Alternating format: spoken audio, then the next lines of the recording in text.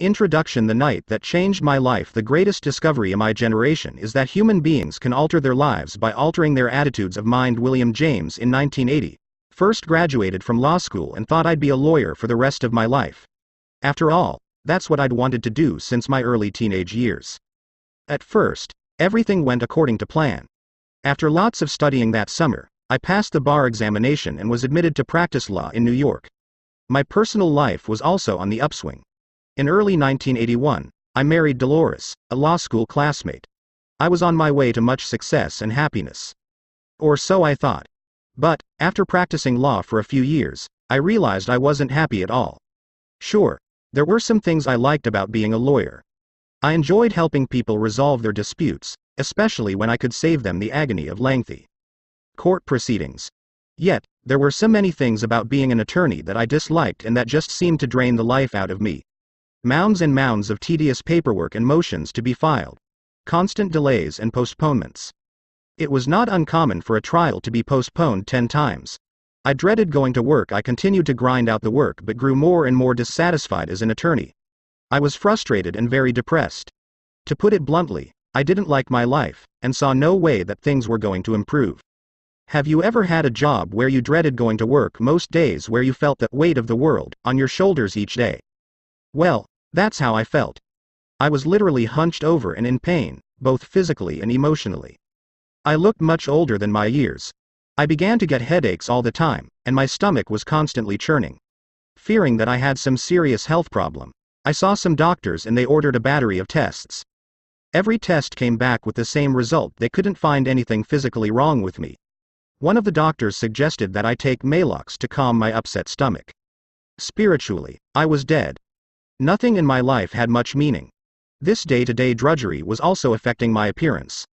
Although I was in my late 20s, I looked like I was 40.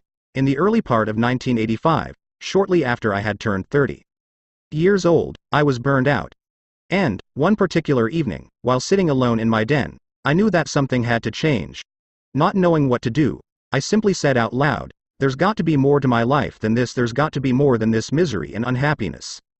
Help comes from an unlikely source. Later that night, I was watching TV in the den. It was around 1 a.m., and my wife, Dolores, had already gone to bed. But I was feeling so down I couldn't sleep. I channel surfed, looking for something to occupy my time. I tuned into, of all things, an infomercial. "You are not what you think you are, but what you think you are." Dr. Norman Vincent Peale. Normally, I would have changed that channel in a fraction of a second, but for some reason, I listened. The product being peddled was called the Mental Bank and was endorsed by actress Florence Henderson of Brady Bunch fame. The Mental Bank was a home study course that explained how everything we achieve in life is based upon our subconscious beliefs. I felt so desperate at that point that I decided to go for it. I pulled out my credit card and ordered the program. That night in my den was the turning point of my life. By the way, when I sheepishly told Dolores what I had done a day or two later, she was shocked. "You did what?" she asked in amazement. It's not that she objected to the purchase, it was just so out of character for me to buy something like that on impulse, and worse yet, from a TV infomercial. Several days later, the Mental Bank program arrived at my doorstep, and I was fascinated and excited to begin learning how our thoughts determine the quality of our lives. Prior to that time, I had never heard these ideas. Unfortunately, they don't teach you this stuff in school. The Mental Bank program spurred me to seek out other motivational resources. I began to read books by Napoleon Hill, Og Mandino, Norman Vincent Peale, and Robert Schuller. I started reading the Bible on a regular basis, and I eagerly listened to inspiring and then suddenly found a stream of water. Now, I can't tell you that everything in my life changed overnight, because it didn't happen that way. But, from the moment I began to change from a negative attitude to a positive attitude, I started to get significant results. I felt better. I had more energy. And I started to achieve goals that I would never have accomplished before, all because of a change in my attitude. I'm also happy to report that when people now ask how old I am and I say 44, they invariably reply, "You look so much younger." It's all in the attitude. From lawyer to motivational speaker, I continued my self-study program in my spare time, while I worked full-time as a lawyer. The positive thinking was helping my attitude at work, but I felt a passion for my evenings at a local high school. I was to be paid $30 for each 2-hour class. Not the kind of money that lets you quit your day job. Never underestimate your power to change yourself. H. Jackson Brown, Jr. As I stood in front of the class to start my first seminar, I was petrified. My heart was pounding and I was sweating. But somehow I managed to muster the courage to just do it. The students loved the class, and I got a real adrenaline rush from presenting the material that had revolutionized my own life and that had the power to do the same for others. I was on my way.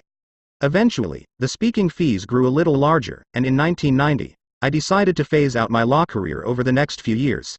This wasn't a simple decision. I had gone to 4 years of college and 3 years of law school to obtain my law degree.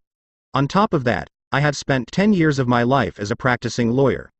When you have that much invested in a career, it's not so easy to walk away. Then, of course, there was the money issue. As a lawyer, I was on track to earn $100,000 in a few years, and I'd be earning that much and more for the rest of my professional career. Taking a stand. Although I was earning a little more income from my new hobby, I realized that I'd have startup expenses in launching my new enterprise. Fortunately, Dolores and I had saved some money over the years. To supplement my income, I began to sell a line of merchandise with my unique "attitude is everything" logo. But there was no way to avoid it. I'd have to take a huge financial step backward to start my new business, at least in the beginning. A positive attitude is a person's passport to a better tomorrow. Unknown, and yet, it was time to move on. I felt as if I was being pulled out of the legal profession and into my new career. Whenever I spoke to an audience or wrote a motivational essay, I was so invigorated and full of life. I knew that's where I belonged. So, I made a gradual transition, working 4 days a week as a lawyer, then 3 days a week, and then 2 days a week until, in 1992, I began working full-time as a motivational speaker and writer. Trust me, my mother wasn't thrilled when I told her that I was giving up the practice of law to speak about attitude. After all, it doesn't carry the prestige of saying, "My son is a lawyer." But these are issues you have to deal with when you take a stand in life. You have to face the fact that some people will disapprove of your decision. I also learned that you often have to let go of some things in your life and take a few steps backward before you can move forward in a new direction. Part of the price I had to pay was giving up the money, prestige, and security of my legal career. By the way, as it turned out, my mother became very supportive of my new career, especially when she saw that I was making progress and that I really enjoyed my work. Why am I telling you all this about my career transition? It's not to impress you with what I've done. Believe me, I've made plenty of blunders and mistakes along the way. I'm sharing my story because I want you to know how drastically my life changed and how much better it got when I made a change in my attitude. Proof positive that, indeed, attitude is everything. How you'll benefit from this book. Some final thoughts before we launch right into this material. This book can help you, no matter how positive or negative you are right now. Think, act, and talk with enthusiasm, and you'll attract positive results. Michael LaBeouf. If you're negative, don't despair. You can use these concepts to develop and maintain a positive attitude and to achieve incredible breakthroughs in your life.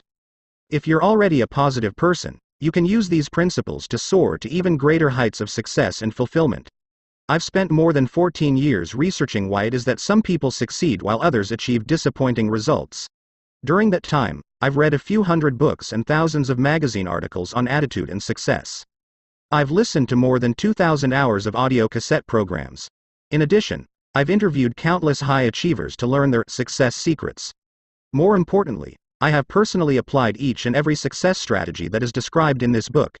So, I know from first-hand experience that these ideas work and that they have the power to literally transform your life. Please don't misunderstand me. I don't claim to be a know-it-all on these subjects. Far from it. I consider myself a work in progress, and I continue to learn every day. However, I know what it's like to have a negative attitude, because that's the kind of attitude I had for the first 30 years of my life. I know what it's like to doubt yourself and your abilities, because that's what I did for 30 years. All of the positive changes that I've made in my life are the result of practicing the principles you'll read about in this book. Think, Speak, Act. This book is conveniently divided into 3 parts, and each part contains a series of lessons. So, if you ever need reinforcement in a particular area, it will be easy for you to turn to that lesson and reread it. In Part 1, Success Begins in the Mind, we'll be focusing on the power of attitude and belief to shape your destiny. You'll learn how your success initially depends on the way that you think. In Part 2, Watch your words. We'll concentrate on the way that you speak, how your attitude is reflected in your words, and how positive language can help to propel you toward your goals. In Part 3, Heaven Helps Those Who Act, we'll cover the final leg of our journey. Even if you think positively and speak positively, you won't achieve your dreams until you ACT. You can't sit back and just expect success to pay you a visit. In this section, you'll learn the action steps that will turn your dreams into reality. When you think, speak, and ACT in ways that support your success, you're firing on all cylinders and on the way to achieving phenomenal results in your life. Lesson 1: Your attitude is your window to the world. Better keep yourself clean and bright. You are the window through which you must see the world. George Bernard Shaw. It was just after 1 p.m. and Sarah was getting hungry. She had put in a few productive hours of work at her desk and decided to get a bite to eat at a nearby coffee shop.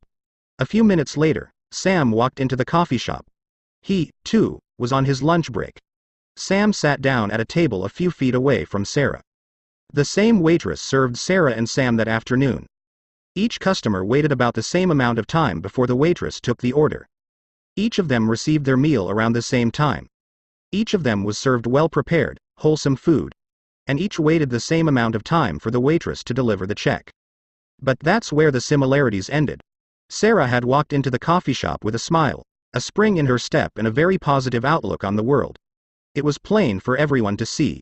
Her body language and her posture reflected her optimism. Sarah had a delightful lunch, exchanged some pleasant conversation with the waitress, and went back to work with a recharged battery. Attitudes are a secret power working 24 hours a day, for good or bad. Unknown Sam, on the other hand, had entered the coffee shop with a scowl on his face. He looked like he'd been sucking on sour pickles all morning. He was hunched over and tense. His body language cried out, "Stay away from me." He was annoyed when the waitress didn't take his order immediately. He was annoyed at how long it took for his meal to arrive. He complained about the food, and was furious when he didn't get his check right away. Why did Sarah and Sam have such different experiences in the coffee shop? Remember that each was treated in exactly the same way. It comes down to this. Sarah sees the world with a positive attitude. Sam sees the world with a negative attitude. The definition of attitude: think of your attitude as the mental filter through which you experience the world. Some people see the world through the filter of optimism, the glass being half full, while others see life through a filter of pessimism, the glass being half empty. Let me give you some examples to explain the difference between a positive attitude and a negative attitude. The person with the negative attitude thinks, "I can't." The person with the positive attitude thinks, "I can." The person with the negative attitude dwells on problems. The person with the positive attitude concentrates on solutions. The person with the negative attitude finds fault with others. The person with the positive attitude looks for the good in others. The person with the negative attitude focuses on what's missing. The person with the positive attitude counts his or her blessings. The person with the negative attitude sees limitations. The person with the positive attitude sees possibilities. I could go on and on with examples, but I'm sure you get the idea. When I talk to audiences about attitude, I often like to use word pictures. They help people to understand and remember what I said. Let me paint this picture for you. Your attitude is your window to the world. Everyone starts with a clean mental window. Let's take a few moments to discuss why I say that your attitude is your window to the world. We all start out in life with a good attitude, or should I say, a clean mental window. Just watch young children. They're always laughing and giggling. They have a sunny disposition. They love to explore new things. You can't always control circumstances, but you can control your own thoughts. Charles Popplestone: consider the attitude of a child who's learning to walk. When he stumbles and falls down, what does he do? I'll tell you what he doesn't do. He doesn't frown or blame the carpet. He doesn't point fingers at his mother or father for giving him lousy instructions. He doesn't quit. Oh, no, he smiles, gets up again and makes another attempt. And another.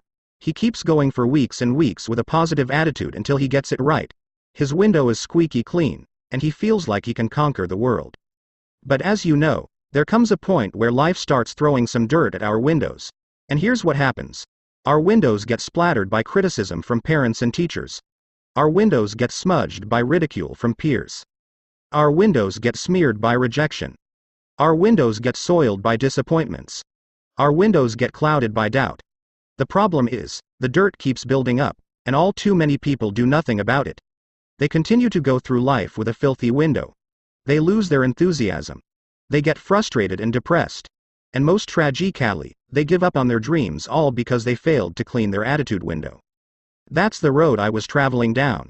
I had a dirty window when I was an attorney.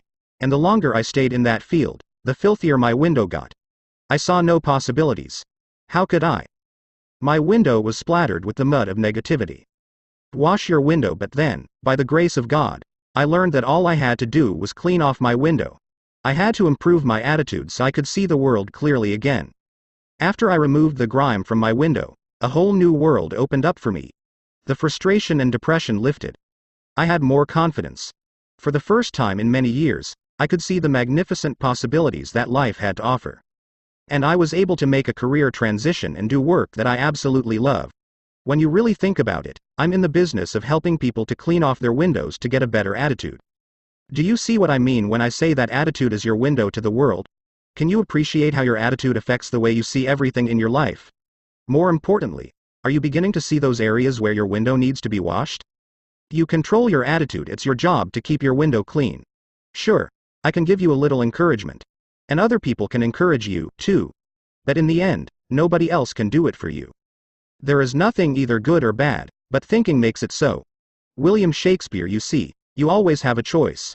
You can leave the filth on your window and look at life through a smeared glass. But there are consequences to that approach, and they're not very pretty. You'll go through life negative and frustrated. You'll be unhappy. You'll achieve only a fraction of what you're capable of achieving. There's a better way. When you choose to take out your squeegee and clean your window, life will be brighter and sunnier. You'll be healthier and happier. You'll set some ambitious goals and begin to achieve them. Your dreams will come alive again. Still doubting whether you really have the power to change your attitude? Perhaps you're thinking, Jeff, that's easy for you to say. Your attitude wouldn't be so good if you had my problems. Granted, some really devastating things may have happened to you. You may have endured much suffering. Perhaps you're going through some tough times right now. But, even under the worst circumstances, I still contend that you have the power to choose your attitude. I'm not saying it's easy, but the fact remains, the choice is yours. Let me tell you about a man who is well qualified to speak on the subject of attitude. His name is Dr. Viktor Frankl, and he went through hell on earth and managed not only to survive but to inspire millions of people. You see, Viktor Frankl endured years of horror as a prisoner in the Nazi death camps. A happy person is not a person in a certain set of circumstances, but rather a person with a certain set of attitudes. Hugh Downs. To make matters worse, his father, mother, brother and his wife died in camps or were killed in gas chambers. Every day, Frankl and the other prisoners suffered from hunger, cold and brutality. Can a person control his or her attitude in a situation like that? Here's what Dr. Frankl had to say about the importance of attitude in his best-selling book, Man's Search for Meaning. Everything can be taken from a man but one thing. The last of the human freedoms, to choose one's attitude in any given set of circumstances, to choose one's own way. Even though conditions such as lack of sleep, insufficient food and various mental stresses may suggest that the inmates were bound to react in certain ways, in the final analysis it becomes clear that the sort of person the prisoner became was the result of an inner decision, and not the result of camp influences alone. Now, if Dr. Frankl and the other prisoners had the ability to choose their attitudes in the face of such unspeakable suffering, who are we to claim that we cannot take control of our attitudes? As Hugh Downs has said, a happy person is not a person in a certain set of circumstances, but rather a person with a certain set of attitudes. That's a powerful statement, and it's the truth. When it's all said and done, you, and you alone, control your attitude. Attitude and success. Okay. Let's say you clean off your window and develop a positive attitude. You're smiling. You sit home and think positive thoughts. Will that alone lead you to outrageous success and the realization of your fondest dreams? No, it won't, because there's more to success than just having a great attitude. To maximize your potential and achieve your goals, you need to apply certain time-honored principles of success that have helped millions of people to achieve extraordinary results. And they'll do the same for you. In the next 11 lessons of this book, I'll be taking you through these success principles, step by step. You'll learn about confronting your fears, overcoming adversity, harnessing the power of commitment, and much, much more. You'll get the information and inspiration you need to start living the life you've always dreamed about. Still, you may be wondering, what do these success principles have to do with attitude? In a word, everything. That's why I say attitude is everything. Without a positive attitude, you can't activate the other principles. Your success in life begins and ends with your attitude. It's only when you clean your attitude window that the other success principles can shine through. If your window is smudged, only a fraction of the light of these principles can get through. Your success is limited, or even blocked. But when you learn to keep your attitude window clear, the light comes pouring in and you can use these empowering principles to earn more money, have more satisfying relationships, increase your spiritual awareness and reach your full potential. When you combine a positive attitude with the other success principles, you become unstoppable. Lesson 2: You're a human magnet whether you think you can or think you can't. You're right. Henry Ford. What's the key to success? Why do some people succeed while others fail? Earl Nightingale, the great success writer, broadcaster and speaker, addressed this issue in his famous recorded message entitled, The Strangest Secret. In this program, he identified the key to success in just 6 words. Of course, he went on to explain it in more detail, but the foundation of his success secret is only 6 words. You'd like to know the 6 words, wouldn't you? Well, before I tell you the key to success, you might be surprised to learn that the same 6 words are also the key to failure. Are you ready for the key to success? Here it is. We become what we think about. On a gut level, does that make sense to you? In his research on the subject, Nightingale found that all of the great writers, philosophers and religious leaders have agreed that our thoughts determine our actions. Here are the observations of a few great thinkers on this very point. Napoleon Hill said, "What the mind can conceive and believe, the mind can achieve." The Bible contains numerous references to thinking, including these. Nurture your mind with great thoughts. Benjamin Disraeli. According to your faith be it unto you. Matthew chapter 9 verse 29, as a man thinketh in his heart, so is he. Proverbs chapter 23 verse 7, if you can believe, all things are possible. Mark chapter 9 verse 23. Ralph Waldo Emerson put it this way: a man is what he thinks about all day long. Robert Collier offered this insight: there is nothing on earth you cannot have once you have mentally accepted the fact that you can have it. And finally, there are the well-known words of Henry Ford, who said, whether you think you can or think you can't, you're right. How this principle works: let's examine this concept a little further, that we become what we think about. Here's how it works. If you constantly think about a particular goal, then you'll take steps to move toward that goal. Let's say that someone whom we'll call Fred thinks he's capable of earning $30,000 per year. Like a human magnet, Fred will attract those employment opportunities that will move him in that direction. As long as Fred clings to that thought, he'll reach his goal of earning $30,000 per year. Now, what if Fred begins to think, hey, I'd like to earn more money to meet the growing needs of my family. I want to earn $50,000. Will Fred's income increase? It depends. Just how strong is Fred's belief that he can earn $50,000? It's quite possible that Fred would like to earn $50,000, but he doesn't believe that he's really capable of earning that amount. In that case, Fred will not reach his income goal of $50,000. If, on the other hand, Fred continually thinks about earning the higher income and believes in his ability to achieve that goal, he will, in fact, increase his income to $50,000. As you might expect, this concept is not limited to monetary goals. Suppose you're shooting a round of 95 on the golf course right now. By concentrating on bringing that score down to 85 and by truly believing in your ability to do so, you'll begin to take steps to move toward that goal. You may take lessons. You may practice more.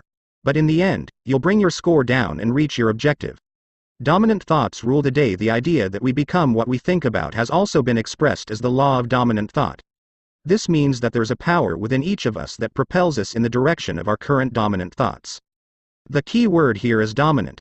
You can't expect positive results when you spend 10 seconds a day thinking positively and the remaining 16 waking hours dwelling on negative outcomes. Here's the bottom line. A little positive thinking doesn't produce positive results. Just like a little bit of a diet doesn't work. It's like trying to lose weight by eating a healthy, low-calorie breakfast and then pigging out on cake and ice cream for the rest of the day. The same is true of exercise. You can't do a few minutes of exercise once a week and expect to be physically fit. Look at positive thinking in the same way. A little bit just doesn't get the job done.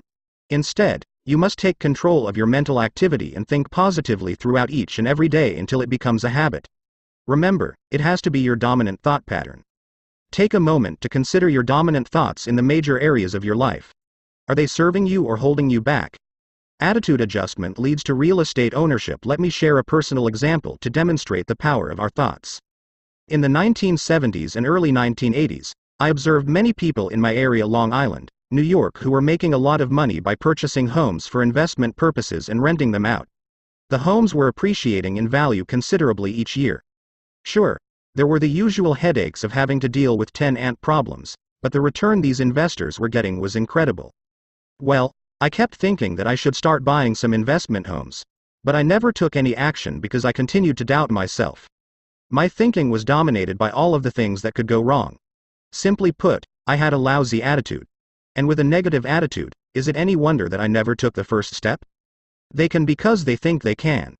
Virgil, however, after I started reading books and listening to tapes on the power of attitude and belief, I decided to change my attitude about real estate investment.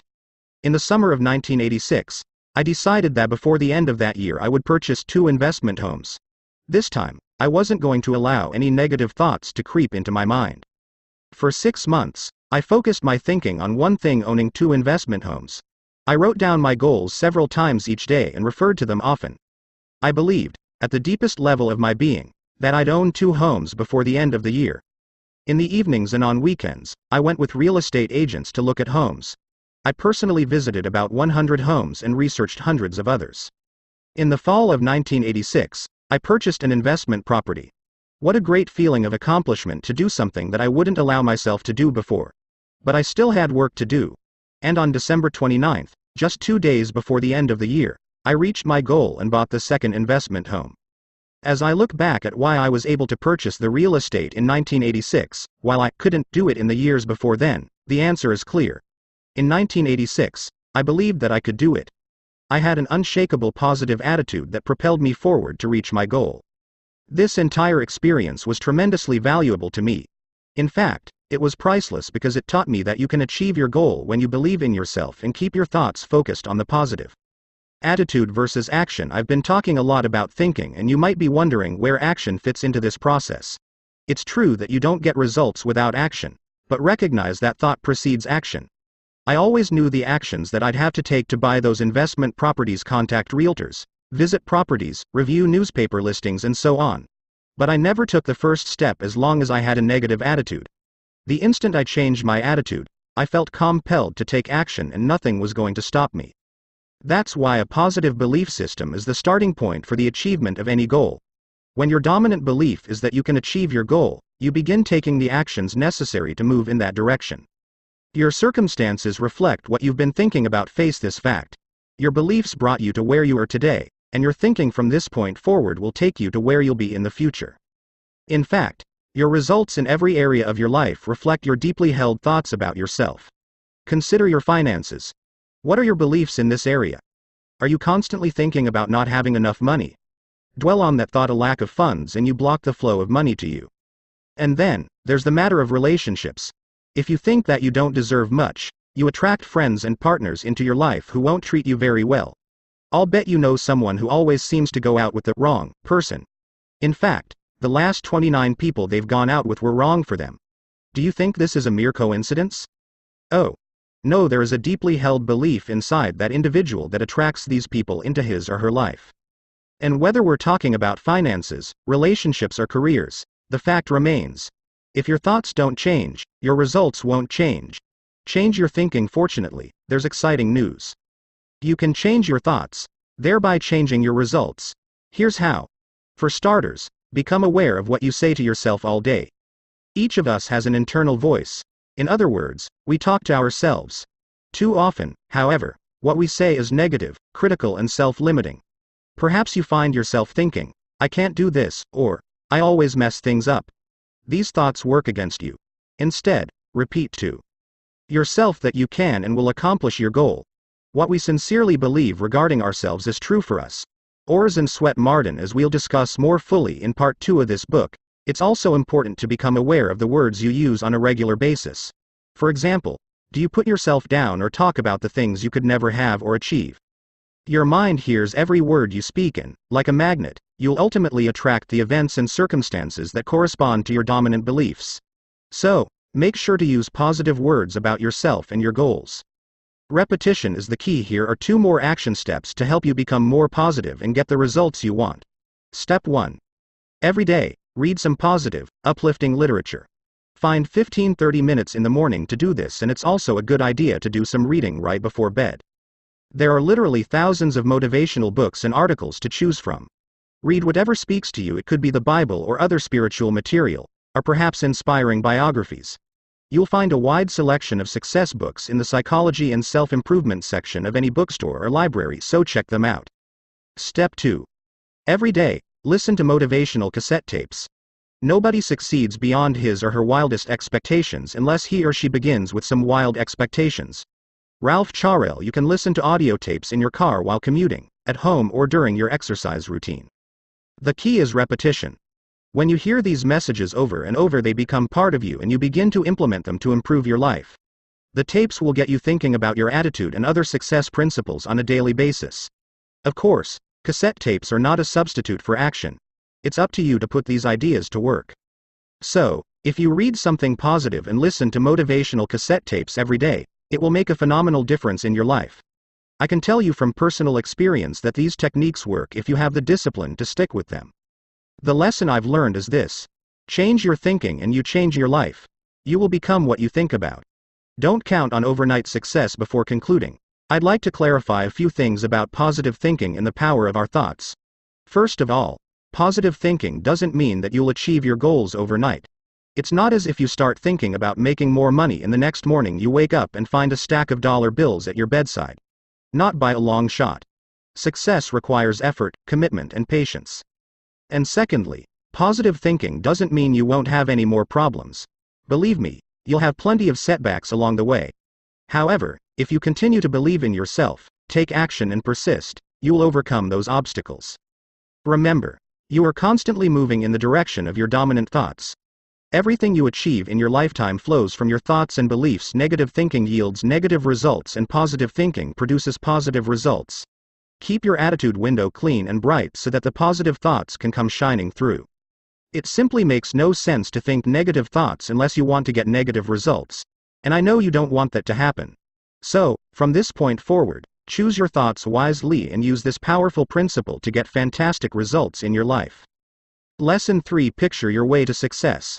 You must first clearly see a thing in your mind before you can do it. Alex Morrison. In a recent television interview, singer Celine Dion was asked if she ever dreamed at the start of her career that someday she'd sell millions of records and be on tour, singing in front of tens of thousands of people each week. The singer replied that none of this surprised her, as she had pictured the whole thing since she was 5 years old. She was not bragging, and has worked unbelievably hard to earn every bit of her success. What she learned at an early age was her ability to tap into the power of holding a vivid, powerful image to picture the star she wanted to become. World-class athletes also incorporate the power of imagery to reinforce in their mind exactly how they want to perform. Whether it's a figure skater completing a difficult jump, a tennis pro acing his opponent with a perfect serve, or a golfer driving the ball long and straight down the fairway, many top competitors mentally envision a successful outcome before actually achieving it in the real world. Visualization, however, is not something reserved solely for singers, athletes, or movie stars. In fact, it's something you've used since childhood to create the circumstances of your own life. Let me clarify what I mean. Visualization is often described as movies of the mind, inner pictures, or images. We all store pictures in our minds about the type of relationships we deserve, the degree of success we'll attain at work, the extent of our leadership ability, the amount of money we'll earn and accumulate, and so on. Mental movies from childhood. Where do these pictures come from? Well, we begin to develop our mental movies early in life. If we were criticized or felt unworthy as youngsters, we record the events and the feelings associated with those events as images in our minds. Because we frequently dwell on these pictures both consciously and subconsciously, we tend to create life situations that correspond to the original image. For example, you may still hold a vibrant image of being criticized by a teacher in elementary school. You felt humiliated in front of the whole class. Later on, when you were tempted to offer your opinion in school or in a group of people, you held back and kept quiet, all the while remembering, even if only on a subconscious level, how painful it was when you were criticized. The picture remains in your mind and exerts tremendous influence over your present actions. Imagination is more important than knowledge. Albert Einstein. Unfortunately, many of us have not updated or revised our childhood movies, so we're continually producing results that fall short of our full potential. What follows are some techniques for using the power of visualization to improve virtually every aspect of your life. Take responsibility for your own movies. Not all mental pictures can be traced to your childhood. You're constantly generating mental movies based on your relationships, career experiences, and other events. No matter what the source of your mental images, there's one point that I want to drive home. You and only you are in control of your own movies. Let's try a short experiment. Think about an ice cream cone filled with your favorite flavor of ice cream. Does that create a picture or image for you? I'll bet it does. Okay, now think about an elephant. Can you see it? Change the color of the elephant to pink. In a fraction of a second, you formed an image of the pink elephant. Can you bring back the picture of the ice cream cone? Of course you can. Can you see what I mean? You have control over the pictures that occupy your mind. However, when you don't consciously decide which pictures to play, your mind will look into the archives and keep replaying old movies on file in your mental library. Change the meaning of the old movie. It doesn't serve you to deny what happened in a past experience, no matter how painful or disappointing. You can't, for instance, change the fact that you were criticized by the teacher. You can, however, alter your interpretation of the event. That is, at the time you were originally criticized, the meaning you might have assigned to the experience was, "I'm not good enough," or, "My opinions are worthless." While this was the interpretation of a child, you may have inadvertently carried it into your adult life. Today, though, you can consciously choose to view the situation differently. For example, the teacher may have disagreed with you, but it wasn't a statement about your intelligence or your overall worth as a person. Create new pictures. We can create new mental movies whenever we choose to do so. And when we develop and concentrate on new images that evoke powerful feelings and sensations, we'll act in ways that support those new pictures. So, the first step is to create an image of your desired outcome. You are limited only by your imagination. As you know, most people are terrified about public speaking. In survey after survey, it is listed as the #1 fear that people have, ranked ahead of the fear of death. So, when most people are asked to even consider making a speech, what kinds of pictures do they run through their minds? They see themselves standing nervously in front of the audience. Perhaps they're having trouble remembering what they want to say. Run these images over and over on your mental screen and you can be sure that you won't have much success as a speaker. Instead, form a picture in your mind in which you're confidently giving your presentation. The audience members are listening to your every word. You look sharp. Your delivery is smooth. You tell a funny story and the audience is laughing. At the end, you get a warm round of applause. People come up afterward to congratulate you. Do you see how these kinds of mental images can help you to become a better speaker? Recognize, however, that the pictures in your mind are not fulfilled overnight. But, by being patient and by persistently focusing on these mental images, you'll automatically start acting in ways that support your vision. Picture your way to sales success. If you're involved in selling any product or service, it's vital that you see yourself succeeding on a consistent basis. If you're not getting the results you want, there's no question that you're holding on to pictures of sales mediocrity or sales disappointment as opposed to sales success. Right now, think about your next meeting with a prospect. In your mind, how do you see the encounter? Are you confident and persuasive? Are you enthusiastically explaining the benefits of what you're offering? Is the prospect receptive and interested in what you're saying? Can you vividly see a successful outcome to your meeting? You have control over the pictures that occupy your mind. Jeff Keller. Remember that you're the producer, director, scriptwriter, lighting coordinator, costume designer and casting director of your own mental movies. You get to choose how they turn out. By mentally rehearsing and running successful outcomes through your mind, you're paving the way for success in your sales career.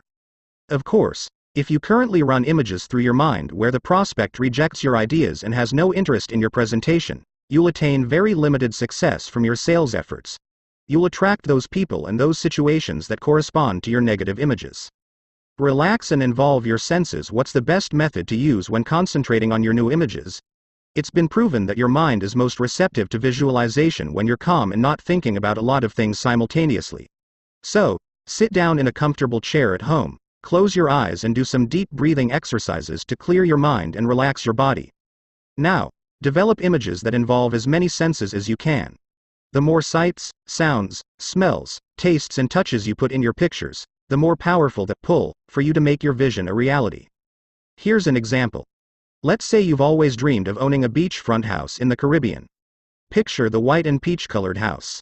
See the green palm trees slowly swaying in the gentle breeze. Smell the salt air. Feel the warm sand between your toes. Feel the sunshine on your face. Isn't this paradise? And all this can be yours if you hold on to this image and do what it takes to achieve it. Also, remember that those images associated with strong emotions have even more power, so be sure to add positive feelings to your vision. For instance, when visualizing your ideal job, combine the vivid mental picture and the physical senses with the terrific emotions of pride and satisfaction you'll have working in that new position. Vision is the art of seeing things invisible to others. Jonathan Swift. Finally, don't be concerned with the quality of your images at the outset. Some people can create lively color pictures while others have trouble getting anything more than a fuzzy image.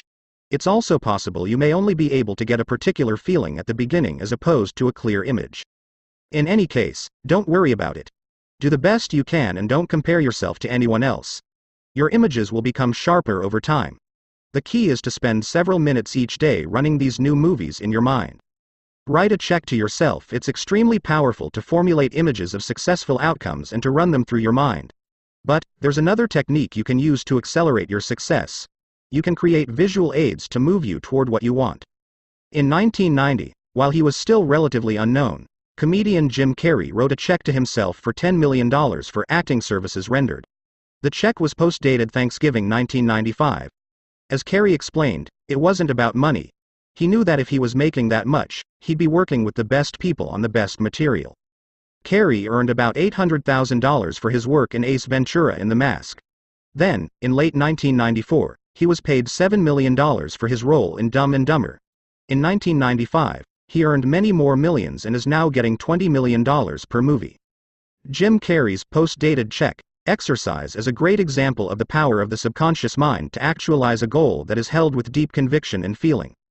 Thinking about your goal and forming images in your mind will go a long way to creating the success you desire.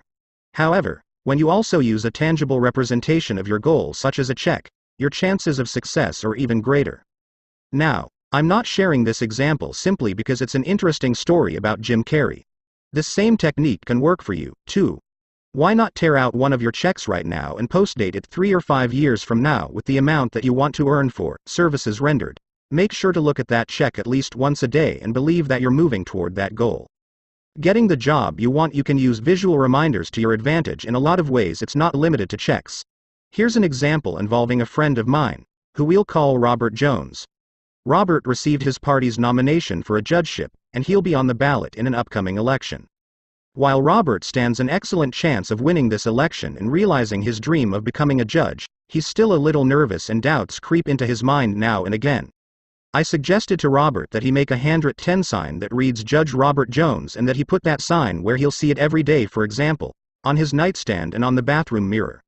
I also recommended that he write these words on a card he can carry in his wallet. By looking at those words throughout the day, Robert is conditioning his mind to view himself as a judge. He's going to start thinking about wearing the black robes. He'll see everyone rise as he enters the courtroom.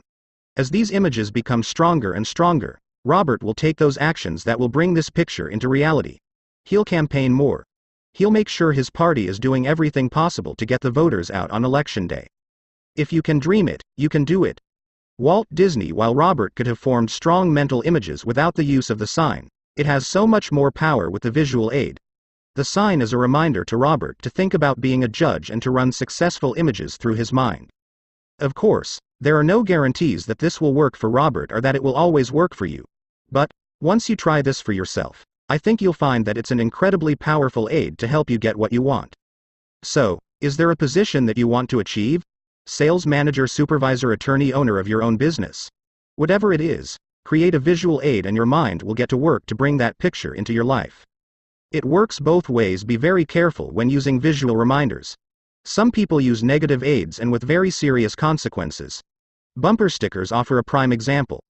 While riding in my car a few years ago, I noticed a bumper sticker on the car in front of me. The bumper sticker read, I owe, so off to work I go. In the last few years, I've seen this same bumper sticker over and over. It's obviously quite popular. Just a silly little rhyme, right? A harmless joke. Wrong. There's nothing funny or harmless about this message. When you put something like that on your car, you are programming your mind to keep you in debt. Think about someone who puts this bumper sticker on her car. We'll call her Alice.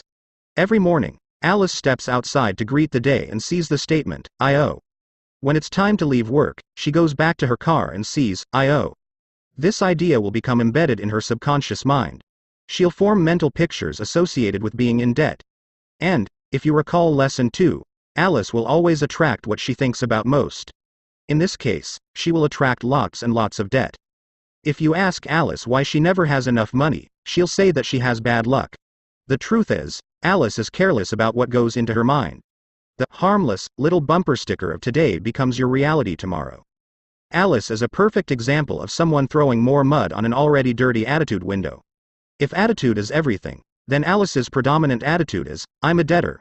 With an attitude like that, what do you think her future will bring, prosperity or more debt? We both know the answer to that question. Lights, camera, action. Well, there you have it, some suggestions for creating and benefiting from your own mental movies. Remember, if you don't take control and develop your own movies, you'll continue to replay the old ones. If the old movies are serving you, that's great. But if they're holding you back in any way, get started today and use the incredible power of your mind to picture your way to greater success. Lesson 4: Make a commitment and you'll move mountains. What this power is, I cannot say. All I know is that it exists, and it becomes available only when a man is in that state of mind in which he knows exactly what he wants and is fully determined not to quit until he finds it.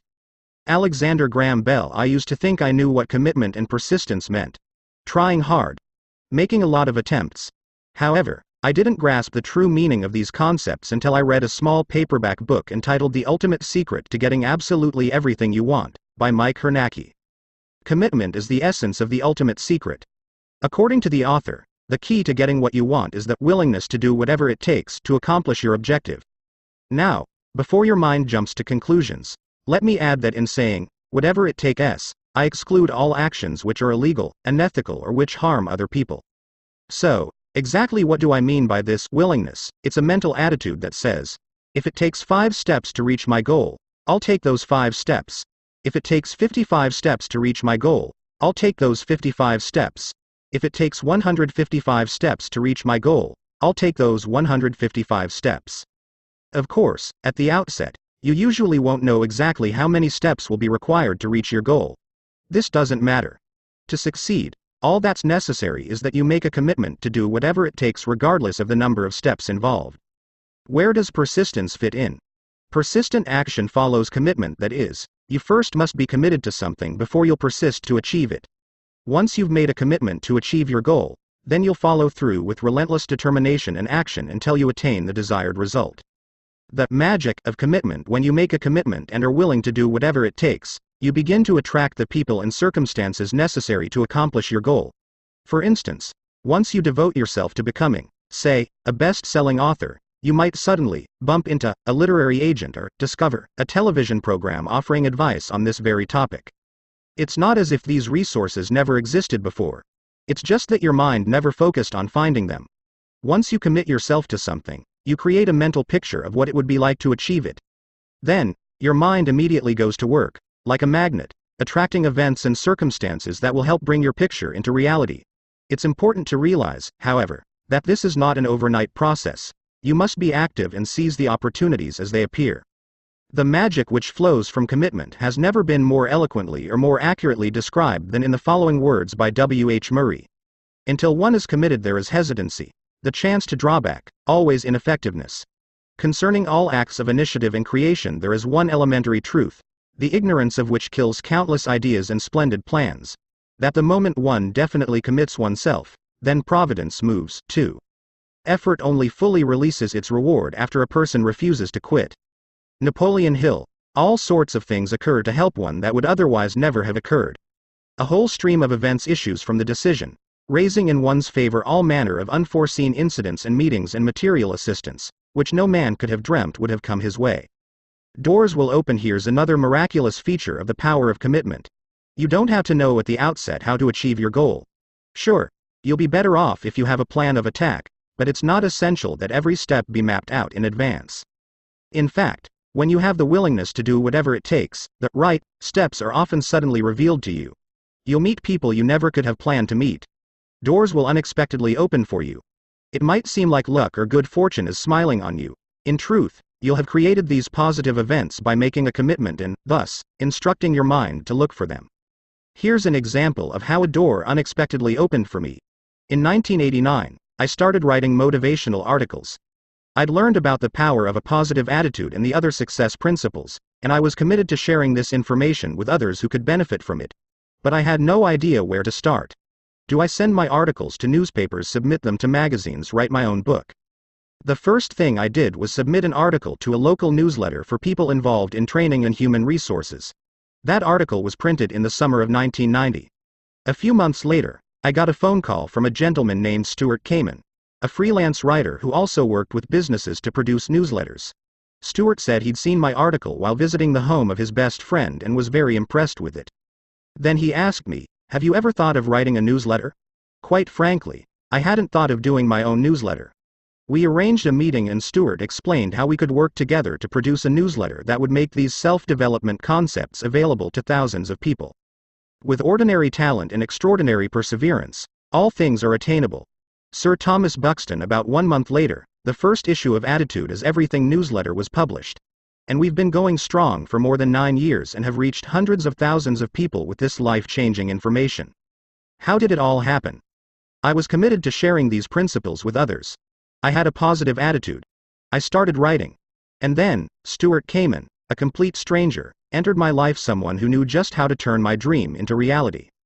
The magic of commitment. A word of caution before you get too excited about waltzing easily toward your goals. I caution you. Even with a commitment, everything won't be rosy on your path.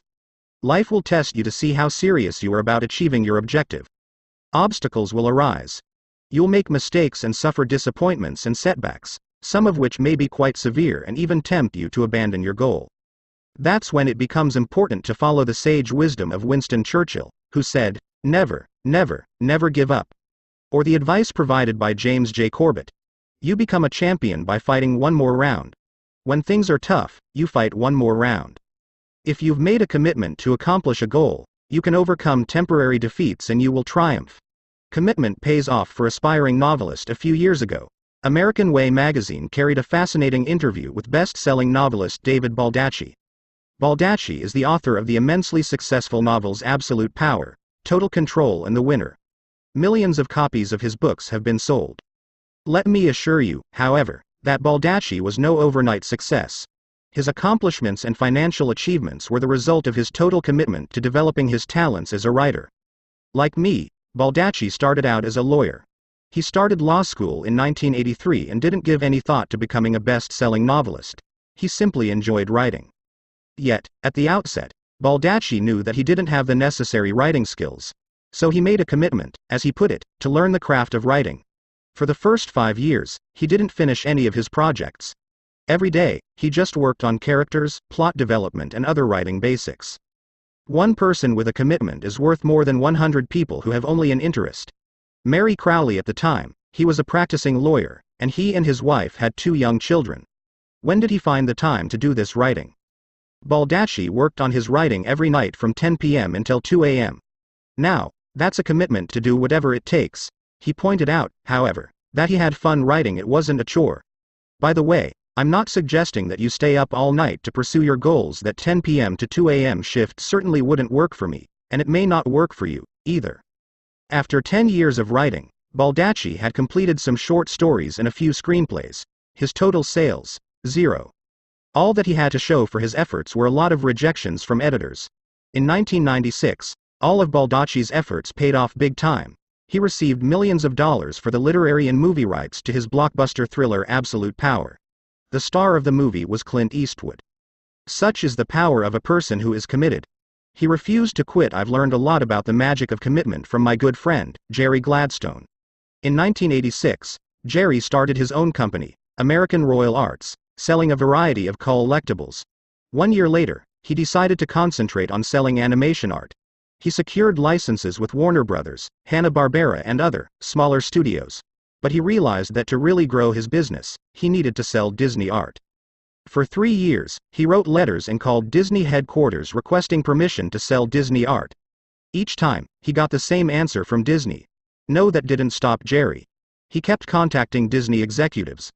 One executive finally had just about all she could take of Jerry. So she told him, in a voice and tone reminiscent of Maleficent from Sleeping Beauty, the evil queen from Snow White and Cruella Devil from 101 Dalmatians all rolled into one, you'll never get a Disney license. The rewards for those who persevere far exceed the pain that must precede the victory. Ted Engstrom time to give up, right? Not Jerry. Through all these rejections, he kept a great attitude. He called more executives at Disney. And then one gentleman at Disney, hoping to get rid of Jerry once and for all, said, well, the only two places we would consider allowing a gallery offering Disney artwork to open would be either Minnesota or Massachusetts. Jerry's business was in New York, and he had no desire to open a gallery in a remote location. Guess what Jerry did? He flew to Boston the very next day. And by the end of the day, he had signed a lease for a place on Newbury Street in Boston. He called the Disney executive to report that he had the Massachusetts location. They both had a good laugh. And then the executive said to Jerry, if you had the courage to go up to Boston the next day and open a place just like that, we had to put you on the Disney program. Within a few weeks, Jerry opened the Boston Gallery featuring the Disney line. Within a year, he was given permission to market the Disney line through his New York store. Jerry has now done business with Disney for 10 years. He has sold millions of dollars of Disney art and is the largest volume Disney animation art dealer in the world. Talk about commitment, talk about keeping a good attitude in the face of rejection. Jerry was going to get the Disney license no matter what it took. Just ask Jerry, and he'll tell you, in a New York minute, that attitude is everything. As long as it takes, I'd like to share with you the story of Benjamin Roll, who lives in Newport Beach, California. In 1990, at the age of 67, Roll graduated from law school. Naturally, before he could start practicing law, he had to pass the California bar examination. On his first attempt at the examination, he failed. On his second attempt, he failed. And he failed the third time, the fourth time, the fifth time, the sixth time, the seventh time, the eighth time, the ninth time, the 10th time, the 11th time, the 12th time, and the 13th time. Let me add one important fact. The bar examination is given only twice each year. So, at the time of his 13th failed attempt, Roll was now 73 years old. Most people would have quit, but not Benjamin Roll. He took the exam for the 14th time and he passed. In 1997, at the age of 74, Roll was admitted to practice law in the state of California. Now, here's a guy who's committed and willing to do whatever it takes. As Roll explained, I was going to pass that cotton picking exam if I lived long enough. And I did.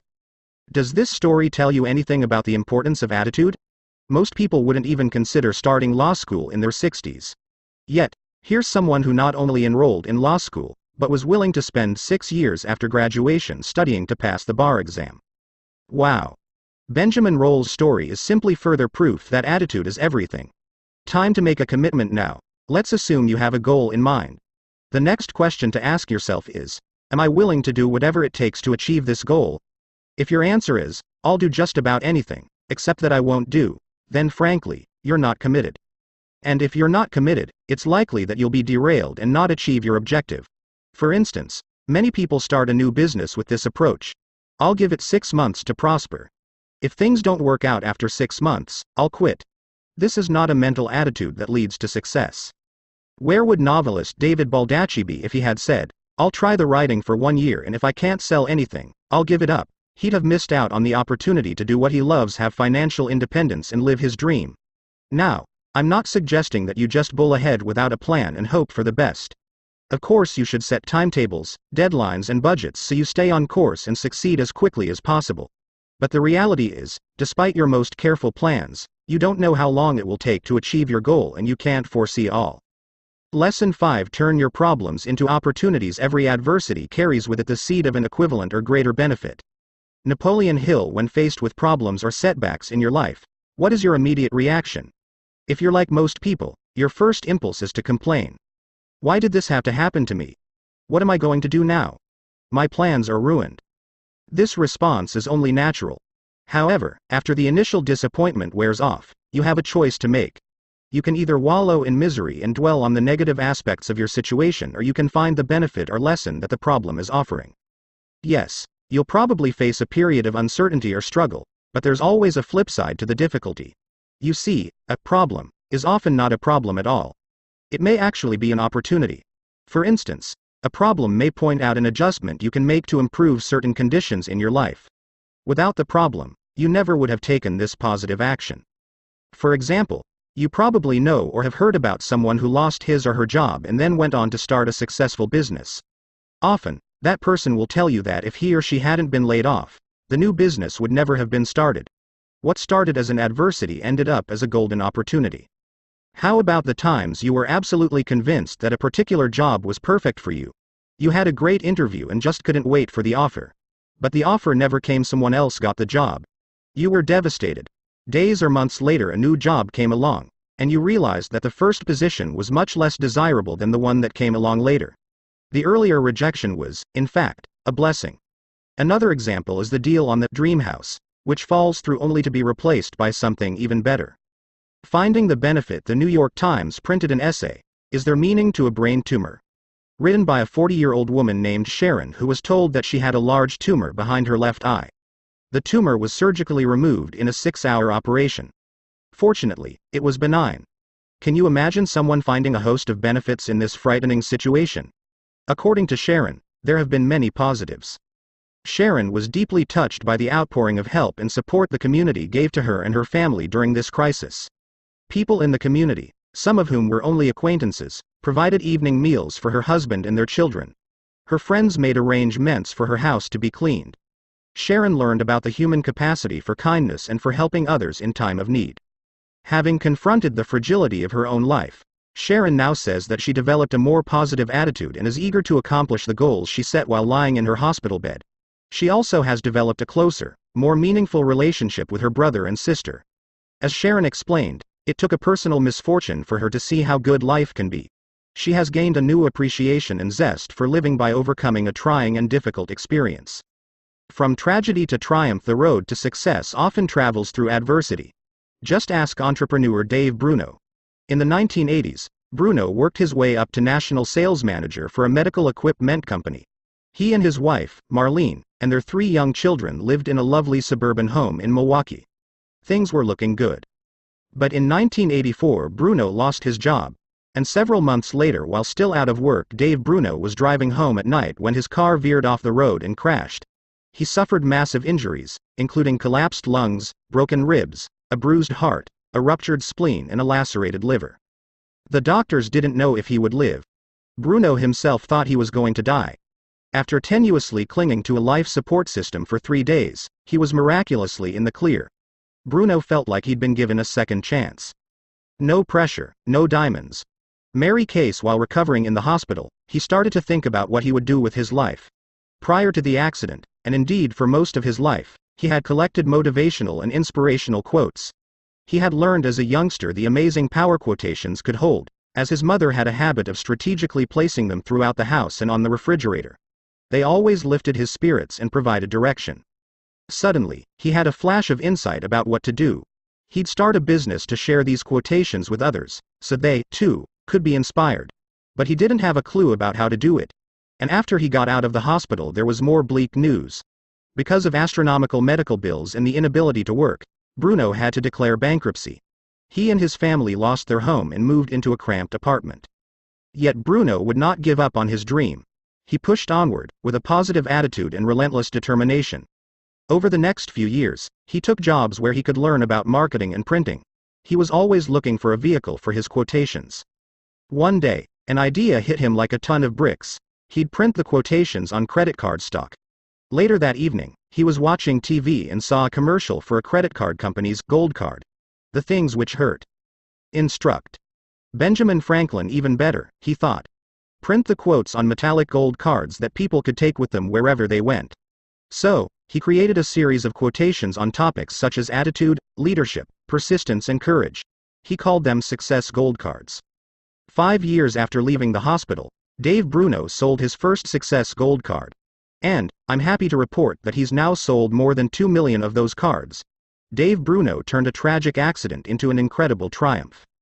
Business disappointment is blessing in disguise. Now, I don't want you to think that this principle only applies to tragedies, because nothing could be further from the truth. I'd like to share a business example that reinforced my faith in this concept. In March of 1991, after an exhaustive search, I selected a company to screen print my Attitude is Everything t-shirts. In late June, I committed myself to a local and national advertising campaign to market these shirts. A serious issue developed in early July. Instead of filling an order in 2 weeks as originally promised, the screen printer didn't fill the order for more than 5 weeks. This was unacceptable, and I decided to find another screen printer. It is a rough road that leads to the heights of greatness. Seneca, but I'd already established my pricing and delivery terms based on discussions with the original printer. This was a major problem, right? What if I couldn't find another company to deliver a product of equal quality at or near the same price? Well, rather than get depressed and curse my rotten luck, I immediately set out to get another, better printer. Within 1 week, I found the printer I was looking for. Now, instead of having an order filled in 2 to 5 weeks, it is filled in 2 to 4 days. 8 years later, I'm still working with this vendor. Losing the first screen printer was the best thing that could have happened. Of course, I didn't know it at the time, but I kept believing that I could make this seemingly bad situation turn out to my advantage. And I did. Experiences like this have taught me that when one door shuts, there is always a better one waiting to be opened.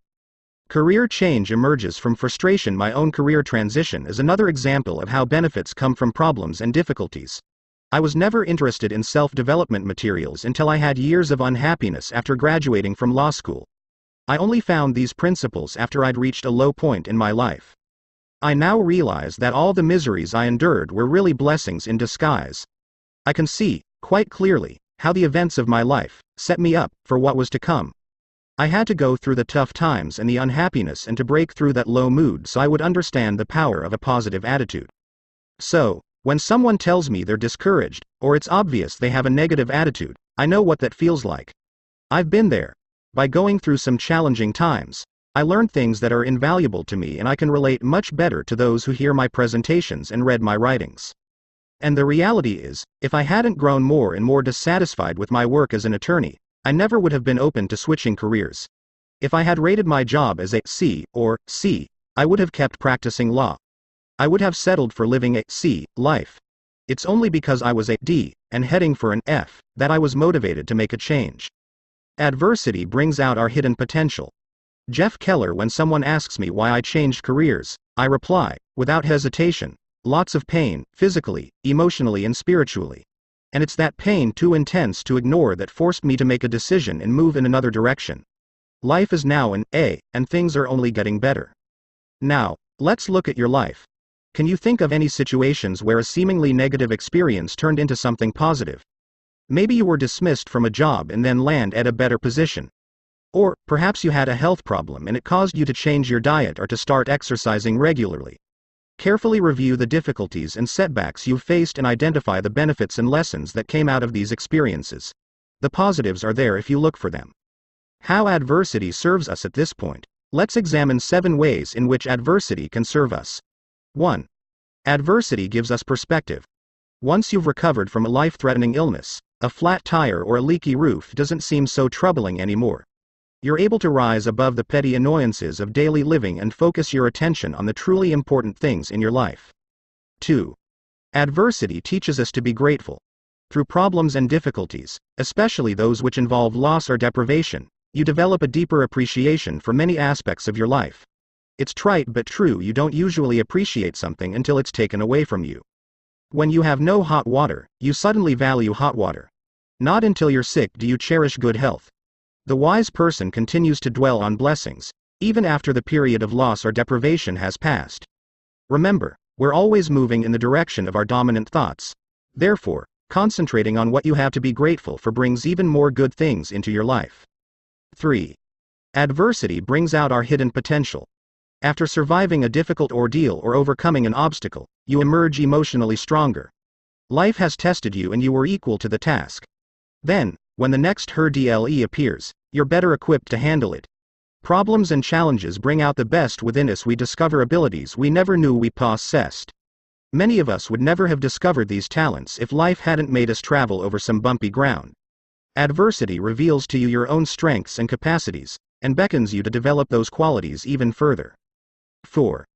Adversity encourages us to make changes and take action. Most people cling to old, familiar patterns regardless of how boring or painful their lives have become. It often takes a crisis or a series of difficulties to motivate them to make adjustments. Problems are often life's way of letting you know that you're off course and need to take corrective action. 5. Adversity teaches us valuable lessons. Take the example of a failed business venture. The entrepreneur may learn something that enables him or her to succeed spectacularly on the next venture. 6. Adversity opens a new door. A relationship terminates and you go on to a more satisfying relationship. You lose your job and find a better one. In these instances, the problem is not a problem at all, but rather an opportunity in disguise. One door in your life has been shut, but there is a better one waiting to be opened. 7. Adversity builds confidence and self-esteem. When you muster all of your courage and determination to overcome an obstacle, you feel competent and gain confidence. You have a greater feeling of self-worth and you carry these positive feelings into subsequent activities. Look for the positive. Sure, you'll have your share of problems and adversities in life. I'm not suggesting that when tragedy strikes you deny your emotions or refuse to face reality. What I am saying is don't immediately judge your situation as a tragedy and dwell on how bad off you are. Sometimes you won't be able to instantly spot the benefit that will come from being in your situation, but it does exist. You always have a choice. You can view your problems as negative and become gloomy and depressed about them. Let me assure you this approach will only make things worse. Or, you can see every seemingly negative experience in your life as an opportunity, as something you can learn from, as something you can grow from. Believe it or not, your problems are there to serve you, not to destroy you. So, the next time you suffer a problem or setback in your life, don't get discouraged or give up. Don't let problems cloud your attitude window forever. Clear off that cloudy window. You may find, after the dust settles, that you can actually see better than you did before. Just remember the words of Napoleon Hill. Every adversity carries with it the seed of an equivalent or greater benefit. Continually ask yourself what you've learned from your trying experience and focus on moving forward and growing as a person. In times of crisis, always strive to maintain an optimistic attitude and an open mind, for this is the environment that will allow you to find the benefit in your difficulty. Lesson 6. Your words blaze a trail. The words you consistently select will shape your destiny. Anthony Robbins. When was the last time you seriously thought about the words you use each and every day? How carefully do you select them? Now, you might be thinking, Jeff, why all this fuss about words? What's the big deal? The answer is simple. Your words have incredible power. They can build a bright future, destroy opportunity, or help maintain the status quo. Your words reinforce your beliefs and your beliefs create your reality. Think of this process as a row of dominoes that looks like this: thoughts, words, beliefs, actions, results. Here's how it works. Tom has a thought, such as, I'm not very good when it comes to sales. Now, let's remember that he doesn't have this thought only once. Oh, no, he's run it through his mind on a regular basis, maybe hundreds or thousands of times in his life. Then, Tom starts to use words that support this thought. He says to his friends and colleagues, I'm never going to do very well in sales, or, I just hate making sales calls or approaching prospects. Here again, Tom repeats these phrases over and over in his self-talk and in his discussions with others. This, in turn, strengthens his beliefs, and it's at this stage where the rubber really meets the road. You see, everything that you'll achieve in your life flows from your beliefs. So, in our sales example, Tom develops the belief that he's not going to be successful in sales and that he won't earn much money. This becomes embedded in his subconscious mind. What can possibly flow from that belief? Because Tom doesn't believe in his sales ability, he takes very little action, or he takes actions that aren't productive. He doesn't do the things that would be necessary to succeed in sales. And then, quite predictably, Tom gets very poor results. To make matters worse, Tom then starts to think more negative thoughts, repeat more negative words, reinforce negative beliefs, and get even more negative results. It's a vicious cycle. Words are, of course, the most powerful drug used by mankind. Rudyard Kipling. Of course, this whole process could have had a very happy ending if Tom had selected positive thoughts and reinforced them with positive words. In turn, he'd reinforce the belief that he's successful in sales. As a result, Tom would take the actions consistent with that belief and wind up with outstanding results. My point is, don't underestimate the role of your words in this process. People who feed themselves a steady diet of negative words are destined to have a negative attitude. It's a simple matter of cause and effect. You can't keep repeating negative words and expect to be a high achiever. And that's because negative words will always lead to the reinforcement of negative beliefs and eventually to negative outcomes. Why you don't want me to fix anything in your home when it comes to home repairs? I'm lost. You want me to replace a faucet or fix something in the toilet tank? I'd have a better chance of reaching the top of Mount Everest. Carpentry or electrical wiring? I haven't got a clue. You want to know my ultimate Achilles heel? It's those instruction sheets that explain how to assemble something that you've just taken out of the box. You know what I mean, those black and white booklets with references to Figure 10a, that show you or claim to show you where all the nuts and bolts go and how all the parts fit together. Instruction sheets have the same effect on me as kryptonite had on Superman. If you recall the old Superman programs, the villain would shoot bullets at Superman and the bullets bounced off his chest harmlessly. But there was one substance that Superman could not defend against kryptonite. Whenever the bad guy held up a piece of kryptonite, Superman got wobbly and began to lose his power. Well, when I see an instruction sheet, I get weak in the knees and lose my power. I just know it's useless for me to even look at it. There's no way I'm going to understand it. So I put down the instructions and yell for Dolores to come in and show me what to do. For Dolores, it's a piece of cake. How did it come to this? I don't claim to be the smartest guy in the world, but I consider myself to be reasonably intelligent. Am I missing some gene for home repair skills that other people were given? No, that's not it, either. The answer is quite obvious. For the last 40 years, I have repeatedly said, I'm no good at mechanical things, and I can't fix anything. And, lo and behold, after 40 years of using negative words, I've developed a strong belief that I can't do these things. Do you see how I created this situation by not being careful about the words I used? And the truth is I could eventually reverse this trend if I'd start using positive words about my ability to make repairs. Scientists' words are worth looking at. Years ago, I read an article about Kent Cullers, a scientist who headed NASA's Search for Extraterrestrial Intelligence project.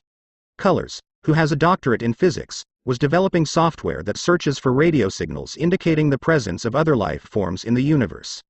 Sounds a little like Star Trek, doesn't it? But make no mistake about it, this is some pretty technical scientific research. And yet, Cullers has a physical challenge to contend with. Let me tell you how he describes it. He refers to his condition as a trivial affliction, and just barely an inconvenience. What is Cullers' particular physical challenge? A touch of arthritis, or an occasional migraine headache? In words are seen the state of mind, character and disposition of the speaker. Plutarch Kent Cullers is blind. That's right, he's blind. Isn't it incredible that someone can describe blindness as a trivial affliction, or just barely an inconvenience? By using these words, Kent Cullers is empowering himself to achieve great things.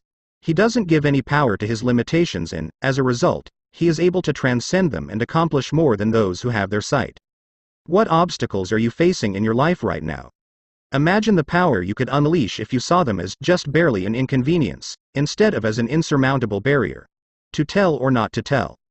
When I speak about the importance of using positive language to move you toward your goals, some of you may be wondering, Jeff, do I say these positive words to myself or do I also say these words to other people?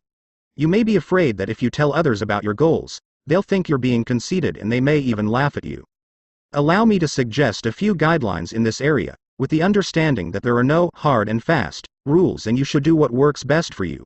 To begin with, use positive self-talk as often as possible. In my view, the more the merrier. After all, you're talking to yourself, so you don't have to worry about others hearing your comments. The key is that you hear this positive input again and again and it becomes deeply rooted in your subconscious mind. Whether to share your goals with other people is a much trickier issue. One thing I've learned is this: never discuss your goals with negative people. All they'll do is argue and point out all the reasons why you won't be successful. Who needs that? Often, these negative Nellies are the ones who do little or nothing in their own lives. They have no goals or dreams and they don't want anyone else to succeed, either. Yet, there are some instances when you can benefit by telling others about your goals. First of all, make sure that you're speaking with someone who's extremely positive and totally supportive of your efforts. This should be the kind of person who would be absolutely delighted if you achieved this goal and would do anything in his or her power to assist you. You may have a friend or colleague that fits this role or certain family members. It's also important to share your goals with others who are working with you to achieve that outcome. For example, if a sales manager wants to increase sales in the coming year by 20%, he or she would make this goal known to everyone on the staff. Then, everyone can work together to achieve it. Even though I'm encouraging you to use positive words to move you toward your objectives, I'm not suggesting that you ignore the obstacles that you may face or that you discourage feedback from other people. Before embarking on any goal, you want to prepare for what may be coming down the road. Personally, I prefer to discuss those issues with someone who is positive, someone whose feedback includes creative solutions to the difficulties that may arise. Furthermore, I'll only discuss my plans with people who are qualified to render an intelligent opinion on the subject. If you're thinking of going into your own business, it simply makes no sense to consult with your Uncle Elmer, especially if Uncle Elmer is negative and worked for someone else all of his life. What does he know about owning a business? He'll give you a list of reasons not to go into business for yourself. After your little chat with Uncle Elmer, you'll start to doubt yourself. You don't need that kind of help. Words and accountability. There's another reason why, in some cases, you might decide to share your goal with someone else. And that's for accountability. In other words, if I tell others I'm going to do something, then I have to go ahead and do it. Think of this approach as burning your bridges. Let me assure you, I'm not a believer in burning bridges when it comes to personal or business relationships. But sometimes the only way to move forward in life and to achieve an ambitious goal is to cut off all avenues of retreat. This can be a very useful strategy. We may tell a friend that we're going to work out at the gym 3 times this week, knowing that at the end of the week, this friend will ask whether we did, in fact, go to the gym 3 times. An even more dramatic example is that of well-known motivational speaker Zig Ziglar. Ziglar decided to go on a diet and reduce his weight from 202 pounds to 165 pounds. At the same time, he was writing his book See You at the Top. The people who always talk about a lack of money generally don't accumulate much of it. Jeff Keller in the book, Ziglar included a statement that he got his weight down to 165 pounds. This was 10 months before the book went to press. And then he placed an order with the printer for 25,000 copies. Now, remember, at the time he wrote these words, Ziglar actually weighed 202. He put his credibility on the line with 25,000 people. By including a statement that he weighed 165 pounds, Ziglar knew that he had to lose 37 pounds before the book was printed. And he did. Use this strategy selectively. Limit it to those goals that are very important to you and where you're committed to go the distance. Is it risky? You bet it is. But it's a tremendous motivator. Words and emotions. In his best-selling book Awaken the Giant Within, Anthony Robbins devotes an entire chapter to the way in which our vocabulary affects our emotions, our beliefs, and our effectiveness in life. I don't agree with all of Robbins' philosophies, but his observations about the power of words are right on the mark. Robbins is keenly aware of how certain words impact our emotional intensity. For instance, let's say that someone has lied to you. You could react by saying that you're angry or upset. If, however, you used the words furious, livid, or enraged, your physiology and your subsequent behavior would be dramatically altered. Your blood pressure would rise.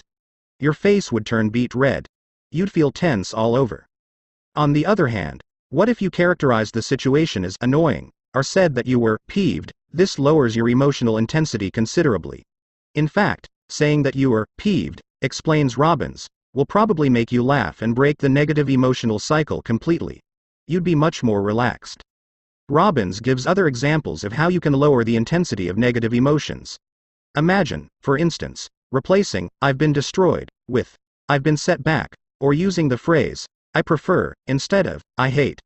Of course, you can also intentionally select words to heighten positive emotions. Instead of saying I'm determined, why not say I'm unstoppable? Or, in place of declaring that you feel okay, I feel phenomenal. Or, I feel just tremendous. Choose words that will point you in the direction of your goals. Jeff Keller. Juicy, exciting words like that lift your spirits to a higher level and profoundly influence those around you.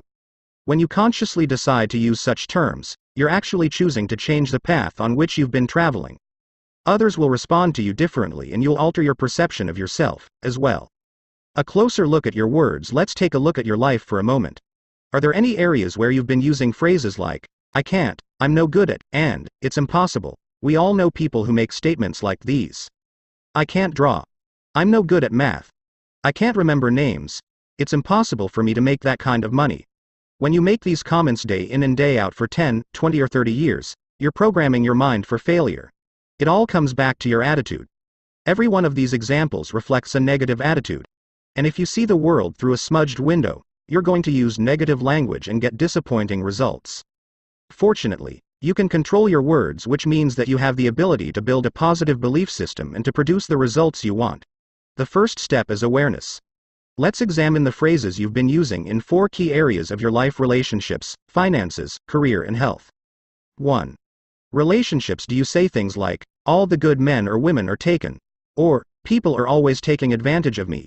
If you do, you're literally programming yourself for unhappy relationships. Your mind hears every word you speak and it sets out to prove you right. With regard to our above examples, your mind will see to it that you attract only those persons who will disappoint you or take advantage of you. Is this what you want? If not, stop repeating and causing your mind to focus on such negative statements. 2. Finances. What words do you use on a regular basis to describe your current financial situation and your prospects for the future? Phrases such as, I'm always in debt, the economy is lousy, or, no one is buying, work against you. Far better to choose language which reaffirms prosperity and better economic times. Of course, you won't necessarily have abundant wealth within a few days after changing the way you speak. But the physical conditions can change only after your beliefs have altered. Clearing up your language is an important first step.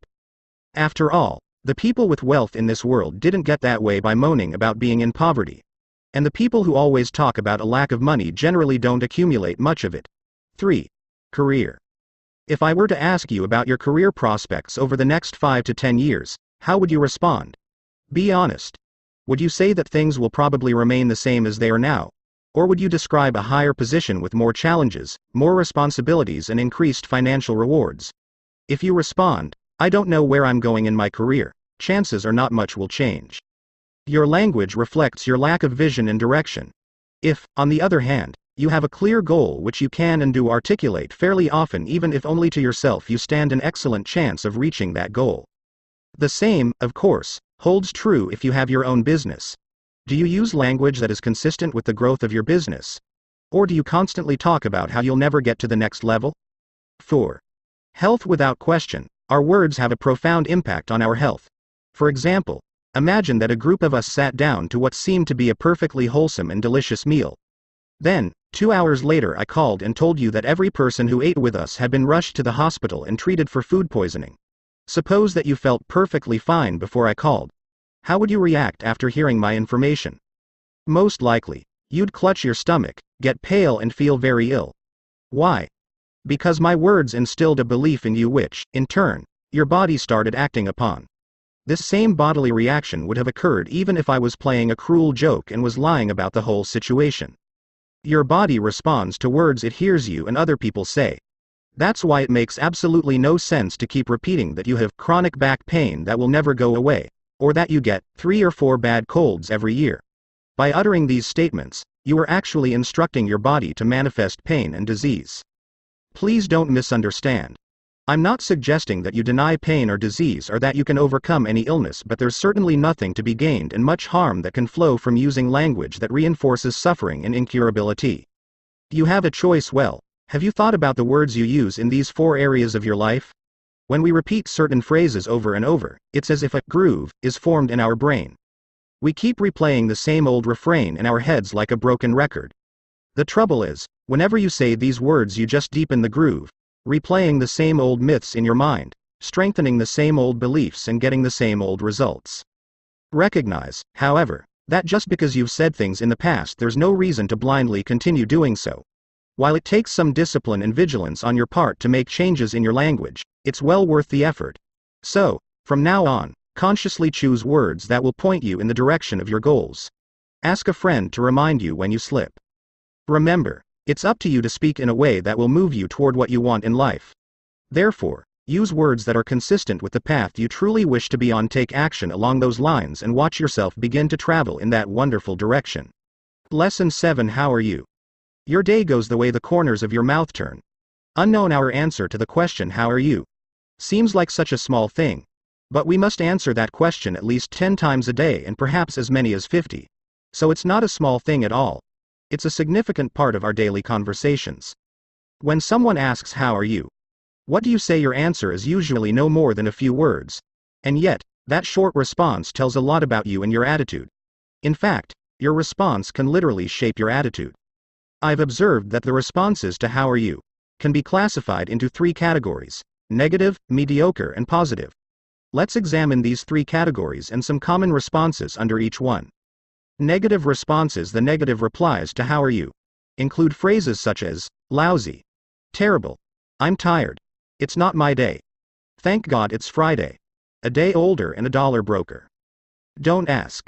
When someone responds with "don't ask, I know I'm in for trouble," that person is going to unleash a multitude of complaints and make me sorry for asking "how are you" in the first place. And I really pity those who take the "thank God it's Friday" approach to life.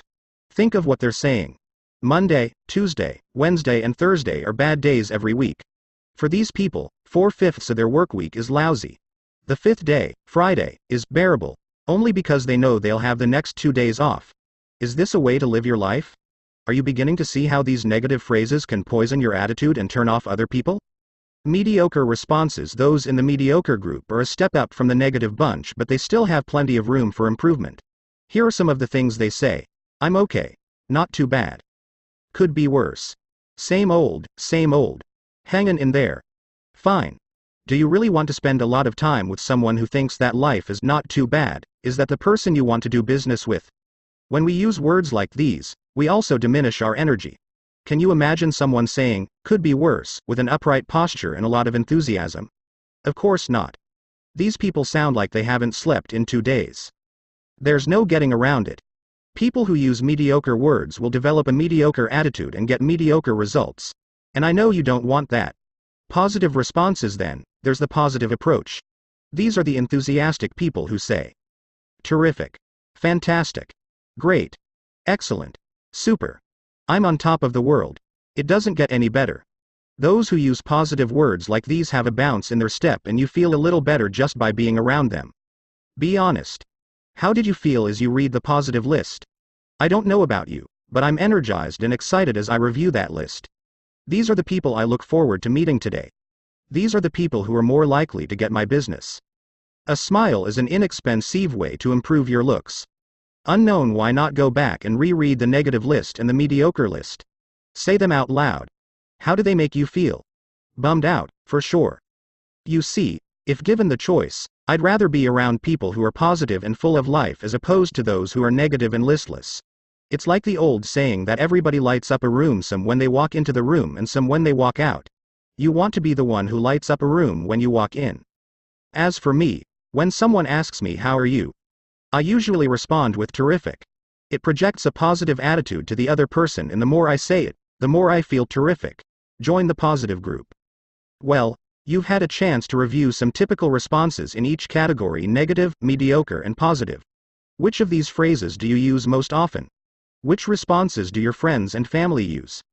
If you find yourself in the negative or mediocre group, I suggest you immediately consider revising your response and joining the ranks of the positive. Here's why. When you're asked how are you, and you say horrible or not too bad, your physiology is adversely affected. You tend to slump your shoulders and head and take on a depressed posture. What about your emotions? After stating that you're lousy, do you feel better? Of course not. You feel even more down in the dumps, because negative words and thoughts generate negative feelings, and eventually, negative results. And it's up to you to break it. Even if real circumstances in your life persuaded you to state that you're lousy, perhaps a promising business deal fell through, or your child received poor grades in school, your gloomy attitude does nothing to improve the situation. To make matters worse, your mediocre or negative reply turns others off. They're dragged down just being around you and hearing your pessimism. Form a new habit. If all of these negative consequences flow from your words, why do you continue to say them? More than likely, it's because you haven't recognized that you have a choice in the matter. Instead, you're following a habit that you developed many years ago, a habit that no longer serves you. In the end, your own words are a self-fulfilling prophecy. If you say everything is terrible, your mind is attracted to those people and circumstances that will cause that statement to be true. If, on the other hand, you repeatedly state that your life is wonderful, your mind will begin to move you in a positive direction. For instance, just consider what happens when you respond that you're excellent, or terrific. As you say these words, your physiology begins to correspond with your optimistic language. Your posture is more upright. Other people are attracted to your energy and vitality. Your business and personal relationships improve. Will all of your life's problems magically disappear? No, but you've set in motion a very important principle. We get what we expect in life. Say you are well, or all is well with you, and God shall hear your words and make them come true.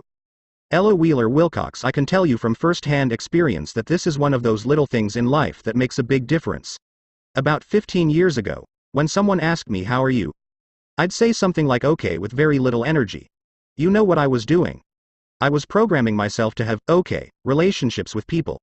I was programming myself to have okay success. I was programming myself to have an okay attitude and an okay life.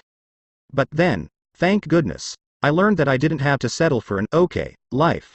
So I picked up my response a few notches and began to say terrific. I said it with some energy. Sure, at first it was a little uncomfortable. Some people looked at me like I was a little strange. But after about a week, it started to come naturally to me. And I was amazed at how much better I felt, and how people were much more interested in talking with me. Believe me, this is not rocket science. You don't need talent, money or good looks to have a great attitude. You just need to get in the habit of using a high energy, positive response, and you'll get the same exciting results I got. What if I don't feel terrific? Whenever I do a presentation and recommend to the audience that they give a very upbeat response to how are you, someone always comes up to me afterward and says, what if I really don't feel terrific? I don't want to lie to my friends and coworkers by telling them everything is wonderful when it isn't. Now don't get me wrong. I put the highest value on integrity and telling the truth. Yet, I don't think this is a matter of telling the truth. Let me explain. Assume for a moment that Sally feels tired. When someone at work asks her how are you, she wants to be perfectly honest, so she says, I'm tired. Here's what will happen. Sally will reinforce the belief that she's tired. She'll feel even more fatigued. She'll probably slump her shoulders and let out a sigh. She'll have a lousy, unproductive day at work. And let's get back to the person who asked Sally the question and who probably regrets it now. That person also feels worse. After all, when someone tells you how tired she is, do you feel uplifted? No way. Just the suggestion of the word tired, and you start yawning. So, Sally has brought herself down, as well as her coworker. A cloudy day is no match for a sunny disposition. William Arthur Ward. Okay. Sally goes home after her grueling day, and now she's exhausted.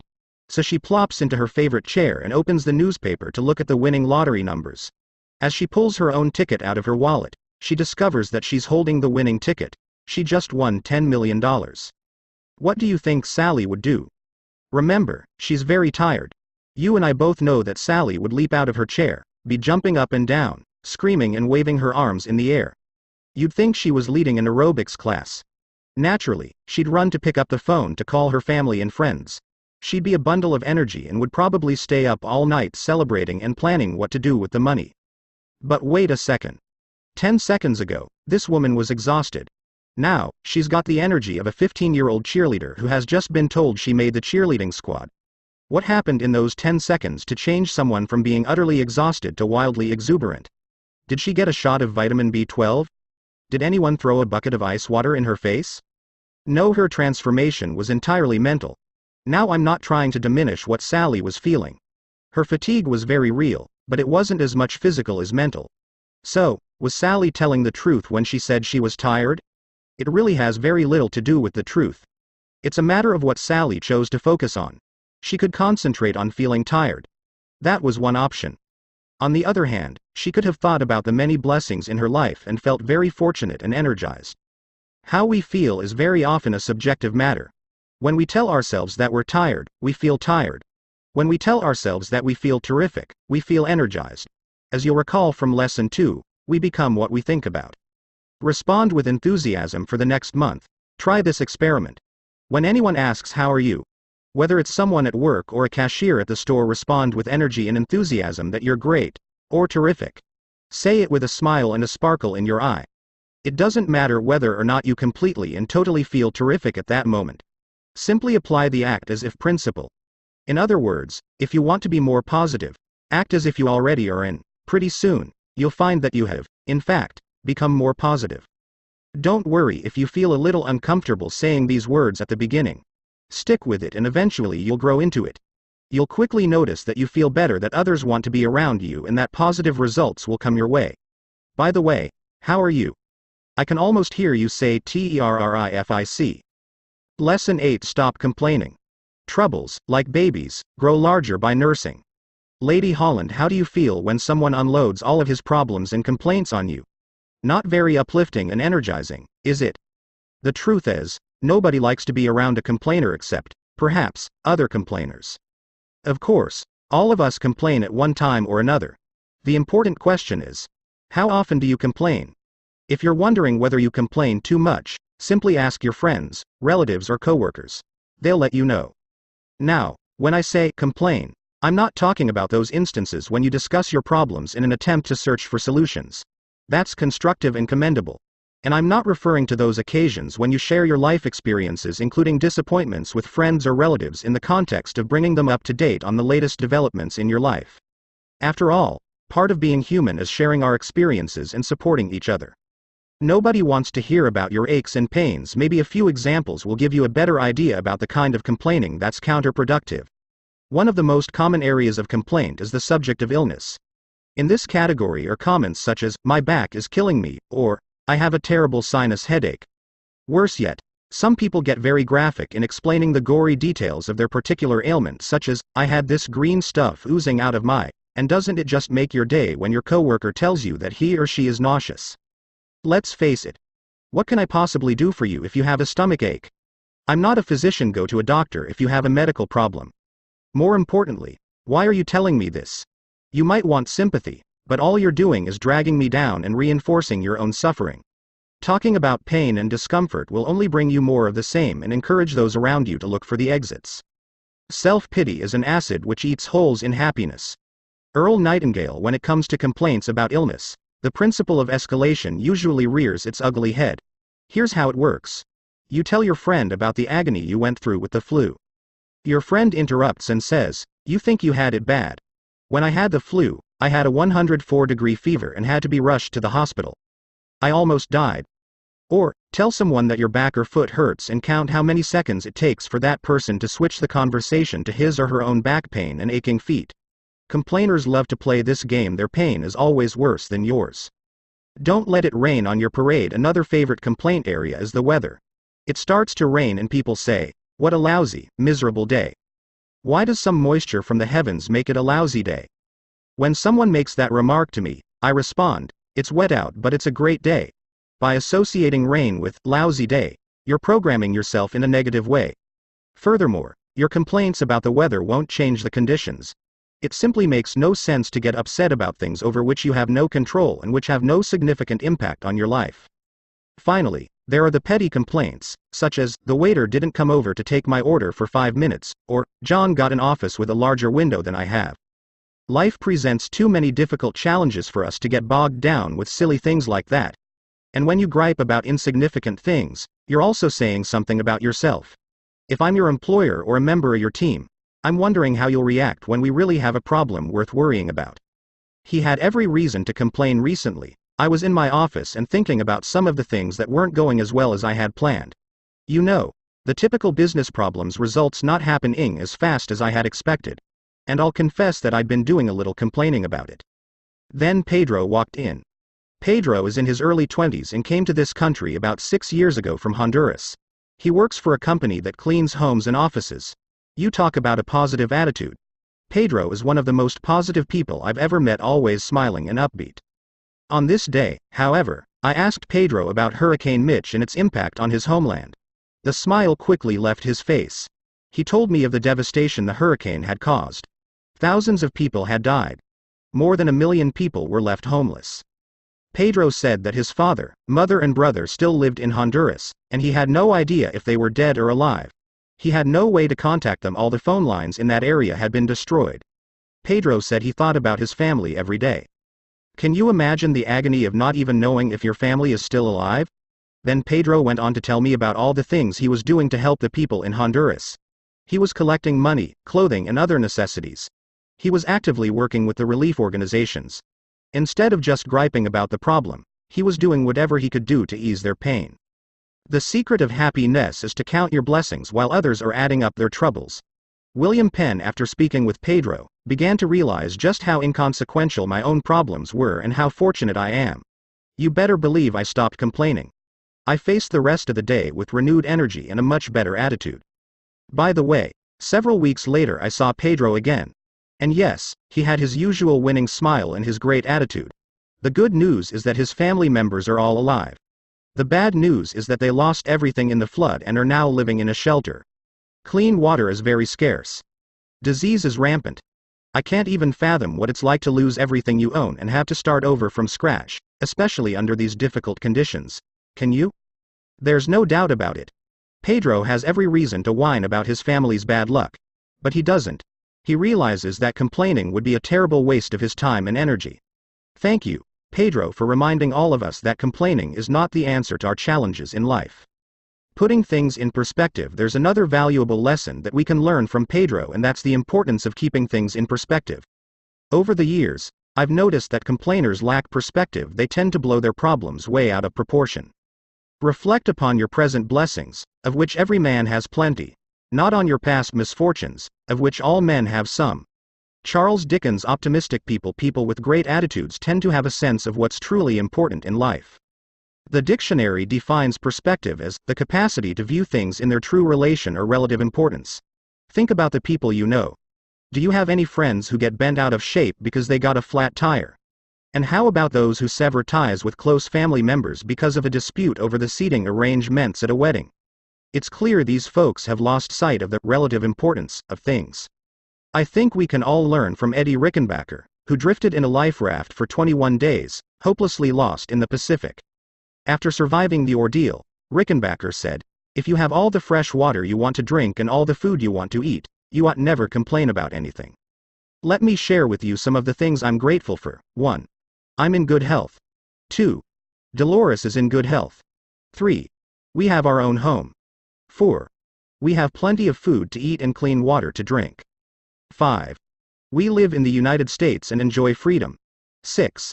I love my work. 7. I get to travel and meet fascinating people. 8. I have many loyal friends. 9.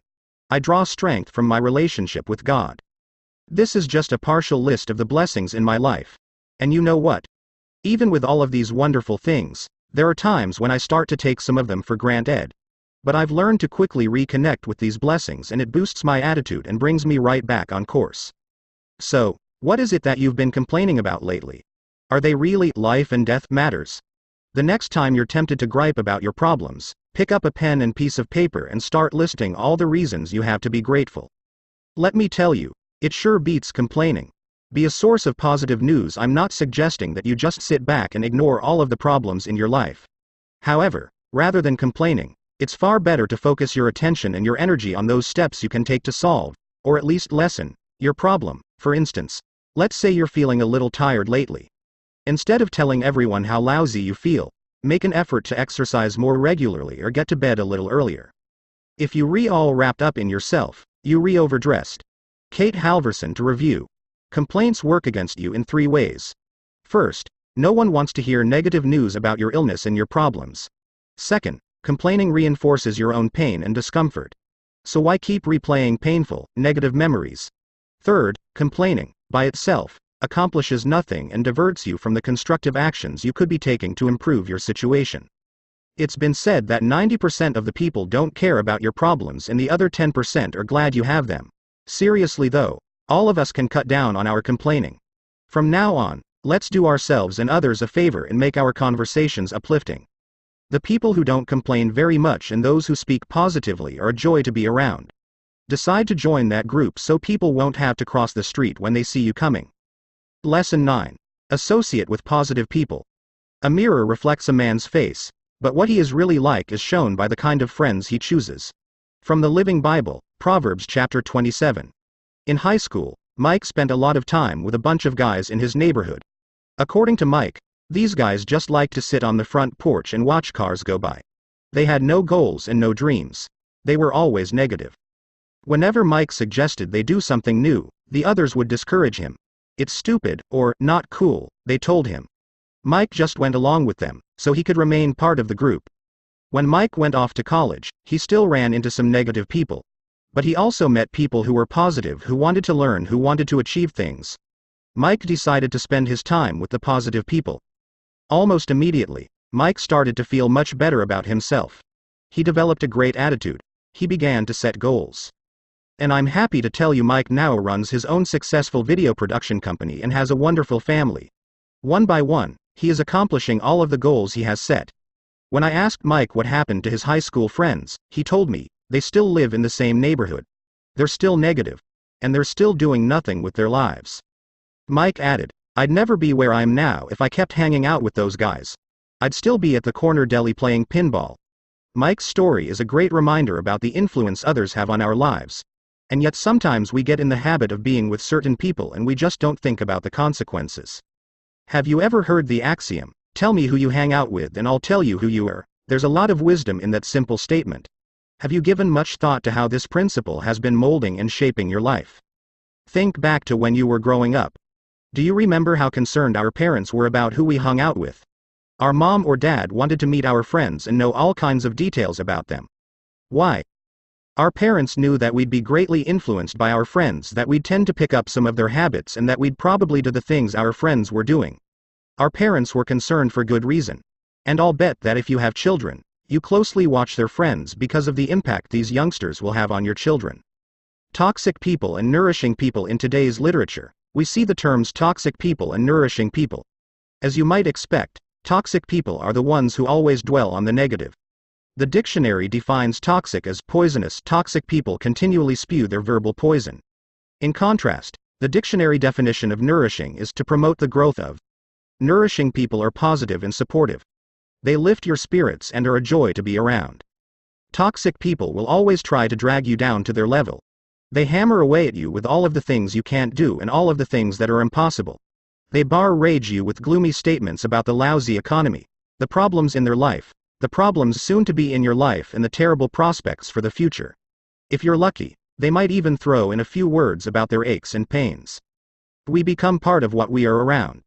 Unknown, after listening to toxic people, you feel listless and drained.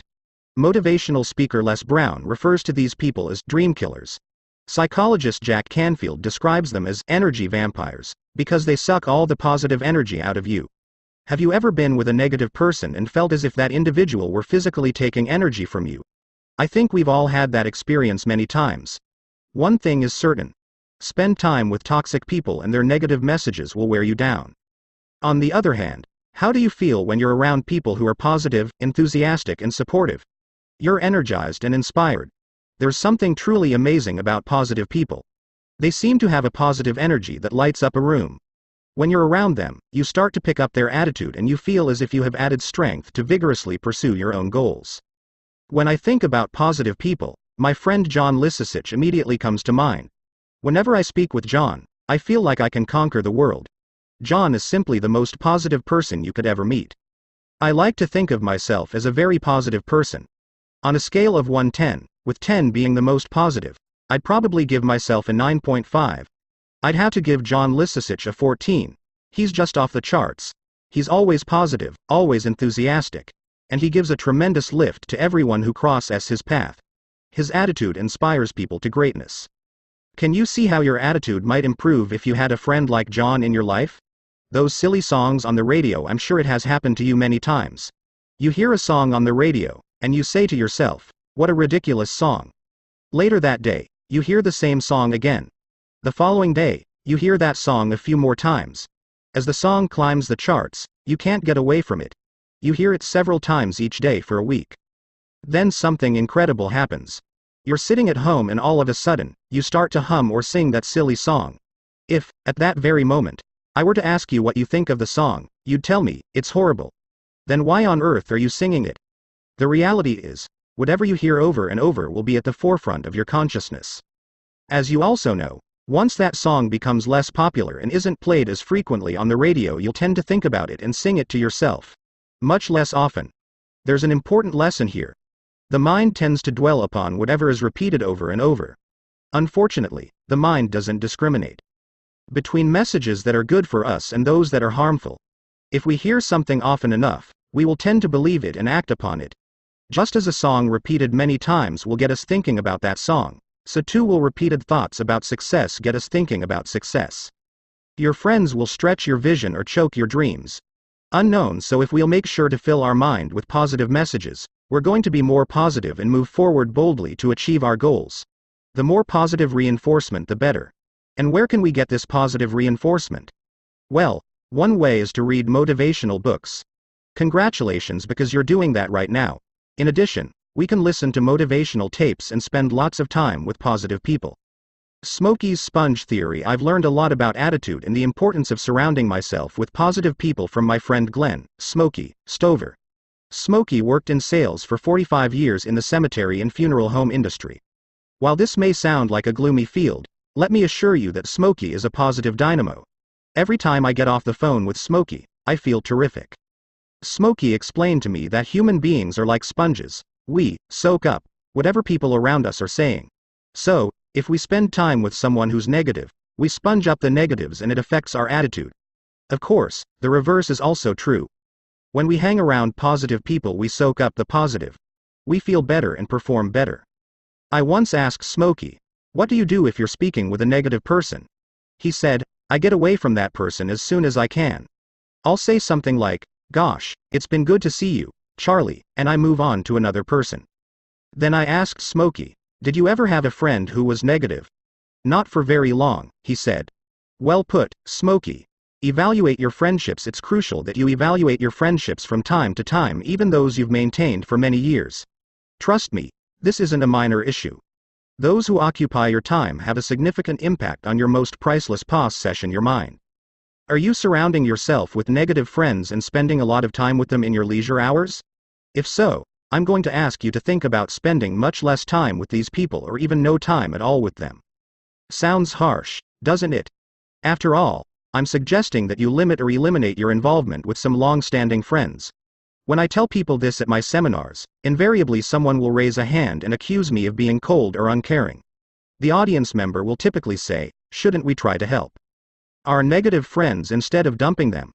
Are the things around you helping you toward success, or are they holding you back?" W. Clement Stone. Well, you're free to do whatever you think is best, and each situation must be dealt with on its own unique facts. However, I've found that in most cases, hanging around these negative friends doesn't help them, and it doesn't help you either. Everyone gets dragged down because most negative people don't want to change. They just want someone to listen to their tales of woe.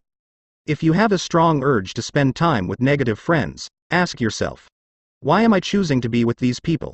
Consciously or unconsciously, you may be choosing to hold yourself back to be less than you are capable of becoming.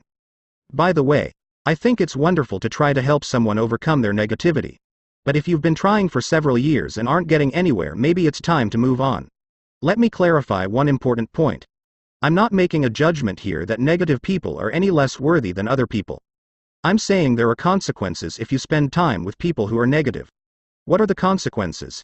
You'll be less happy and less successful than you could be. Toxic relatives. What do you do if you happen to have toxic relatives? Obviously, this is a touchy issue. What I'm going to suggest is that you don't turn your back on your family members. Family ties are precious, and I think we must make every effort to maintain harmonious family relationships. Even so, I recommend that you put some controls in place that reduce the impact your toxic relatives have on your life. You're not abandoning them or refusing to speak with them, but you are putting some limits on your involvement with them. For example, if you have negative relatives, I suggest that you don't go out of your way to call them on the phone several times each day if you know they're going to put you down or criticize your every move. What good can possibly come from that? We get bombarded with enough negativity as it is. Just turn on the radio or TV or read a newspaper. Do we need our relatives to provide even more negative news? I don't think so. And here's another suggestion that will work equally well whether you're talking with a friend or a relative.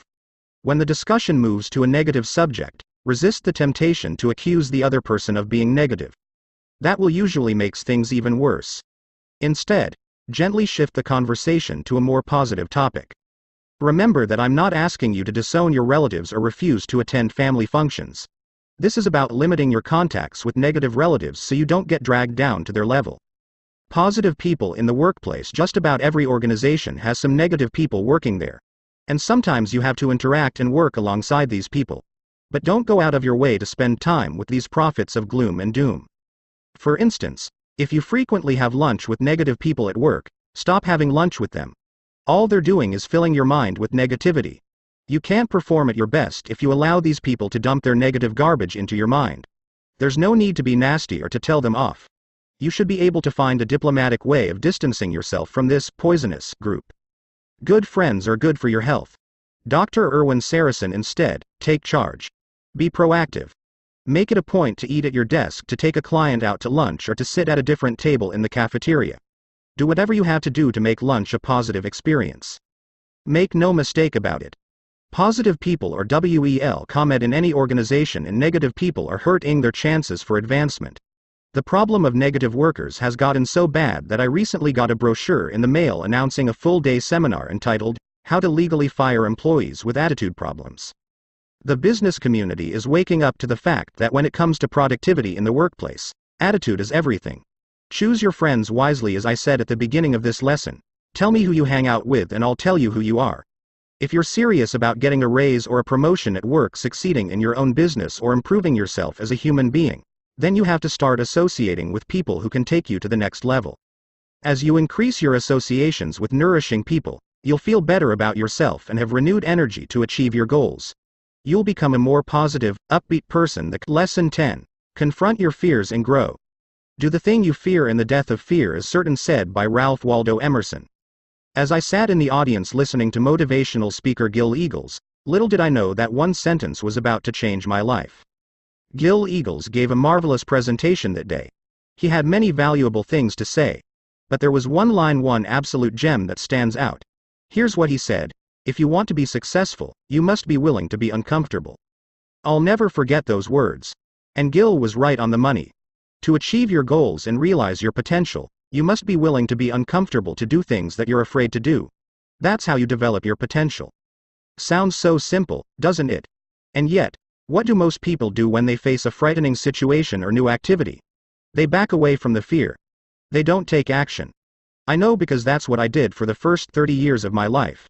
And I can tell you without hesitation that it's a losing strategy. Show me a successful person and I'll show you someone who confronts his or her fears and takes action. Examining our fears: have you ever been afraid or anxious before trying a new or challenging activity? Has that fear ever stopped you from taking action? I'm sure you've been paralyzed by fear at one time or another in your life. I know I have. That's simply part of being human. Of course, every person has a different fear threshold. What frightens one person to death might have little impact on someone else. For example, to some, speaking in public or starting a new business is scary. Others might be fearful about asking someone for directions or for a date. Regardless of how trivial or silly you believe your fears may be, this lesson applies to you. Nothing in life is to be feared. It is only to be understood.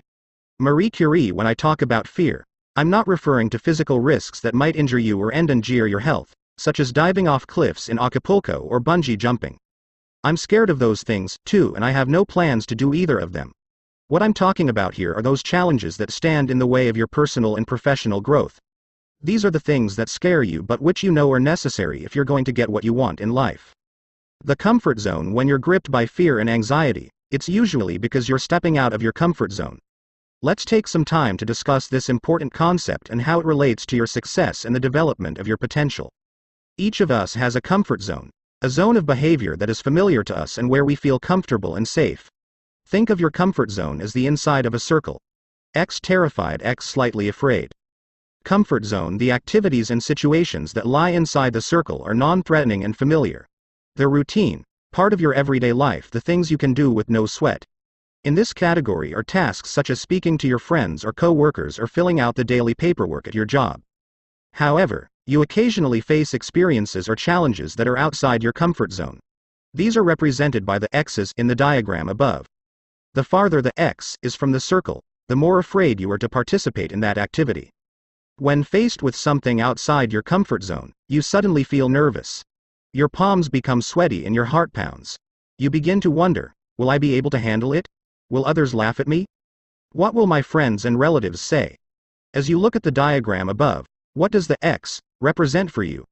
In other words, what fear is holding you back from reaching the next level of success or fulfillment in your life? Is it fear of approaching new prospects? Is it fear about changing careers? Is it fear about learning new skills? Is it fear of going back to school? Is it fear of telling other people what's on your mind? Is it fear of public speaking? Whatever that X represents for you, just be honest and admit it. My guess is that thousands, if not millions, of people have the very same fear you have. In fact, let's take a closer look at what most people are afraid of. The most common fears during many of my presentations, I distribute index cards to the audience members and ask them to write down, anonymously, the fears that are standing in the way of their professional and personal growth. Then, I collect the cards and read them aloud. What do you think people write on those index cards? In most audiences, regardless of profession or geographical location, the same answers come up again and again. Here are some of the most common fears they identify. 1. Public speaking or giving presentations. In virtually every group, this is the number one fear. The vast majority of people are terrified about speaking in front of a group of people. 2. Hearing the word no or having their ideas rejected. This response is very common among salespeople, especially those who make cold calls. 3. Changing jobs or starting their own business. Over the years, I've noticed that more and more people are listing this fear. We have a lot of unhappy workers in corporate America today, and they yearn for a more satisfying work environment, but they're afraid to do anything about it. 4. Telling managers or executives negative news, what the managers or executives don't want to hear. This one is self-explanatory. 5. Talking to people in upper management.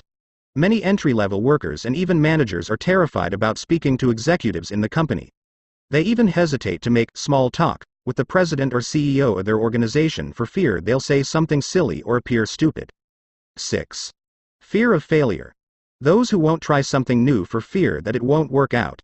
We'll tackle this issue in more depth in Lesson 11. Well, are you surprised by any of the fears on this list? Do you have any of them now, or have you had them in the past?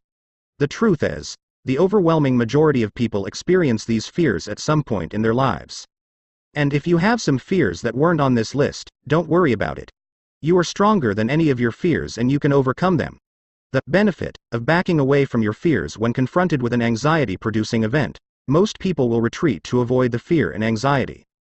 That's what I used to do. You see, backing away does relieve the fear and anxiety that would have resulted if you followed through with the activity. For instance, if someone asks you to make a presentation within your company, and you decline, you save yourself the sleepless nights you'd have worrying about it and the nervousness you'd experience in the days leading up to the presentation. In fact, I've found that's the one and only benefit you get by retreating, a momentary avoidance of anxiety. Think about it for a moment. Can you list any other benefits that people get when they refuse to confront their fears? I've asked that question of thousands of people, and nobody has been able to come up with any additional benefits. For good reason, there are none. The price you pay now. I want you to seriously consider the price you pay when you back away from those fears that are standing in the way of your growth. Here's what happens. Your self-esteem is lowered. You feel powerless and frustrated. You sabotage your success. You lead an uneventful, boring life. Is this a price worth paying for the short-term avoidance of fear and anxiety? Most of us are indeed willing to pay this dear price, simply to avoid temporary discomfort and possible ridicule from others. Trust me, folks, this is insane. In the long run, retreating is not the best way to handle your problem. You'll never be highly successful or develop your talents to the fullest unless you're willing to confront your fears. My high school strategy: when I was in high school, I was pretty shy and didn't feel very good about myself. But I was never rejected when it came to asking someone for a date. If you were looking at me now, you'd probably be thinking, he's not bad looking, but he's certainly no Tom Cruise. My strategy was really quite simple. I never asked anyone out on a date. You see, I wasn't going to let anyone reject me. And what did I accomplish? I felt horrible about myself. I knew that I had wimped out.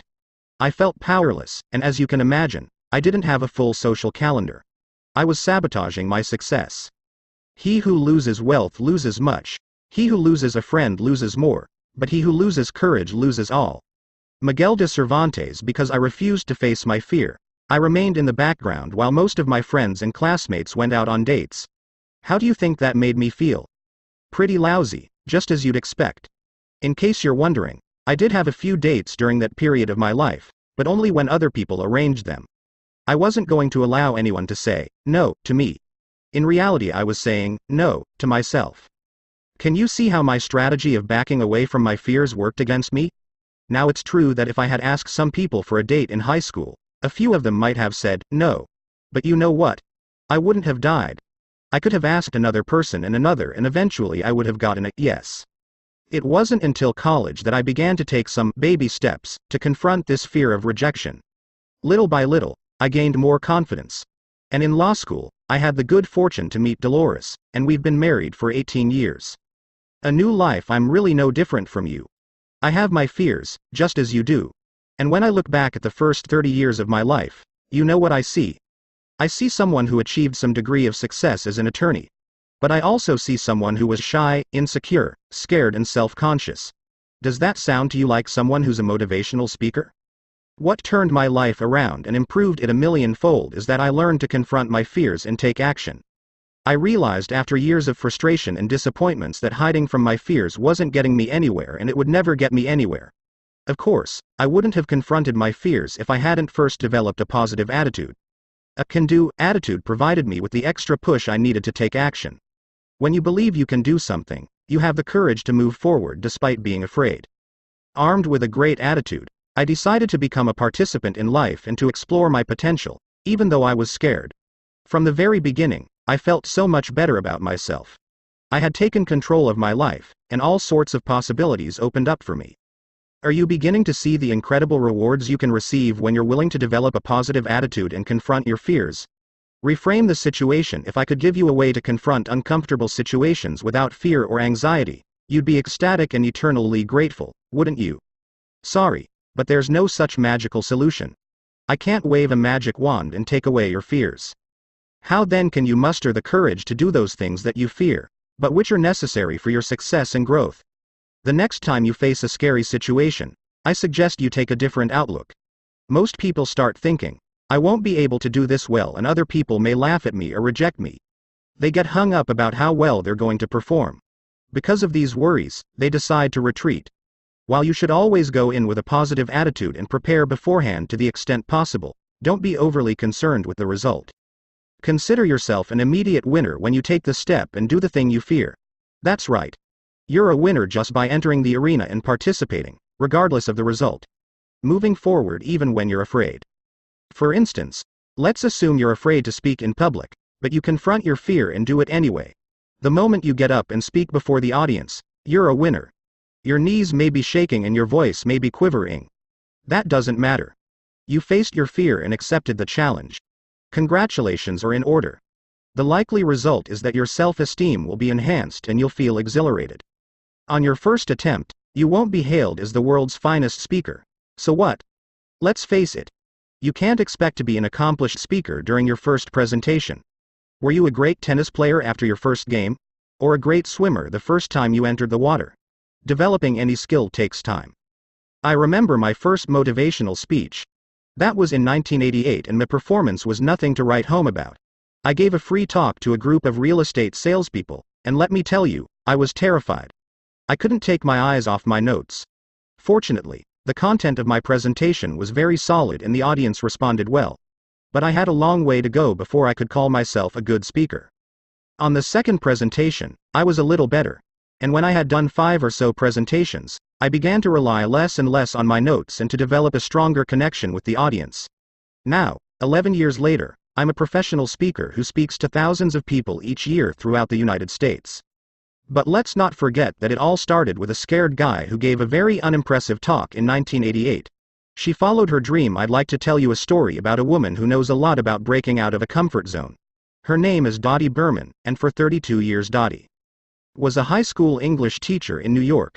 Yet, since the age of 10, she wanted to go into show business. She never gave it serious thought as a career and instead chose the security of teaching, with its regular paycheck and benefits. The only way to escape from the prison of fear is action. While working as a teacher, Dottie began to write songs and perform them. It was just a hobby, but it kept her dream alive. Then, in the late 1980s, Dottie made a decision. She would retire from teaching and pursue a new career as a performer. In the summer of 1988, she submitted her resignation. Then the terror really hit her. She was so scared about venturing into the unknown that she withdrew her resignation and went back to teaching.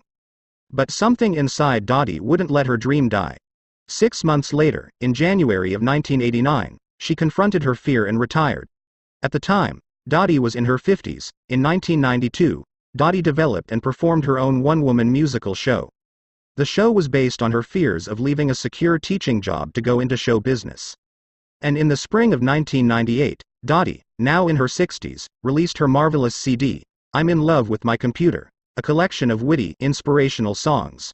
She also performed these songs in a musical revue in a cabaret in New York City and continues to present her programs of original songs and stories in theaters and cabarets as well as for organizations throughout the country.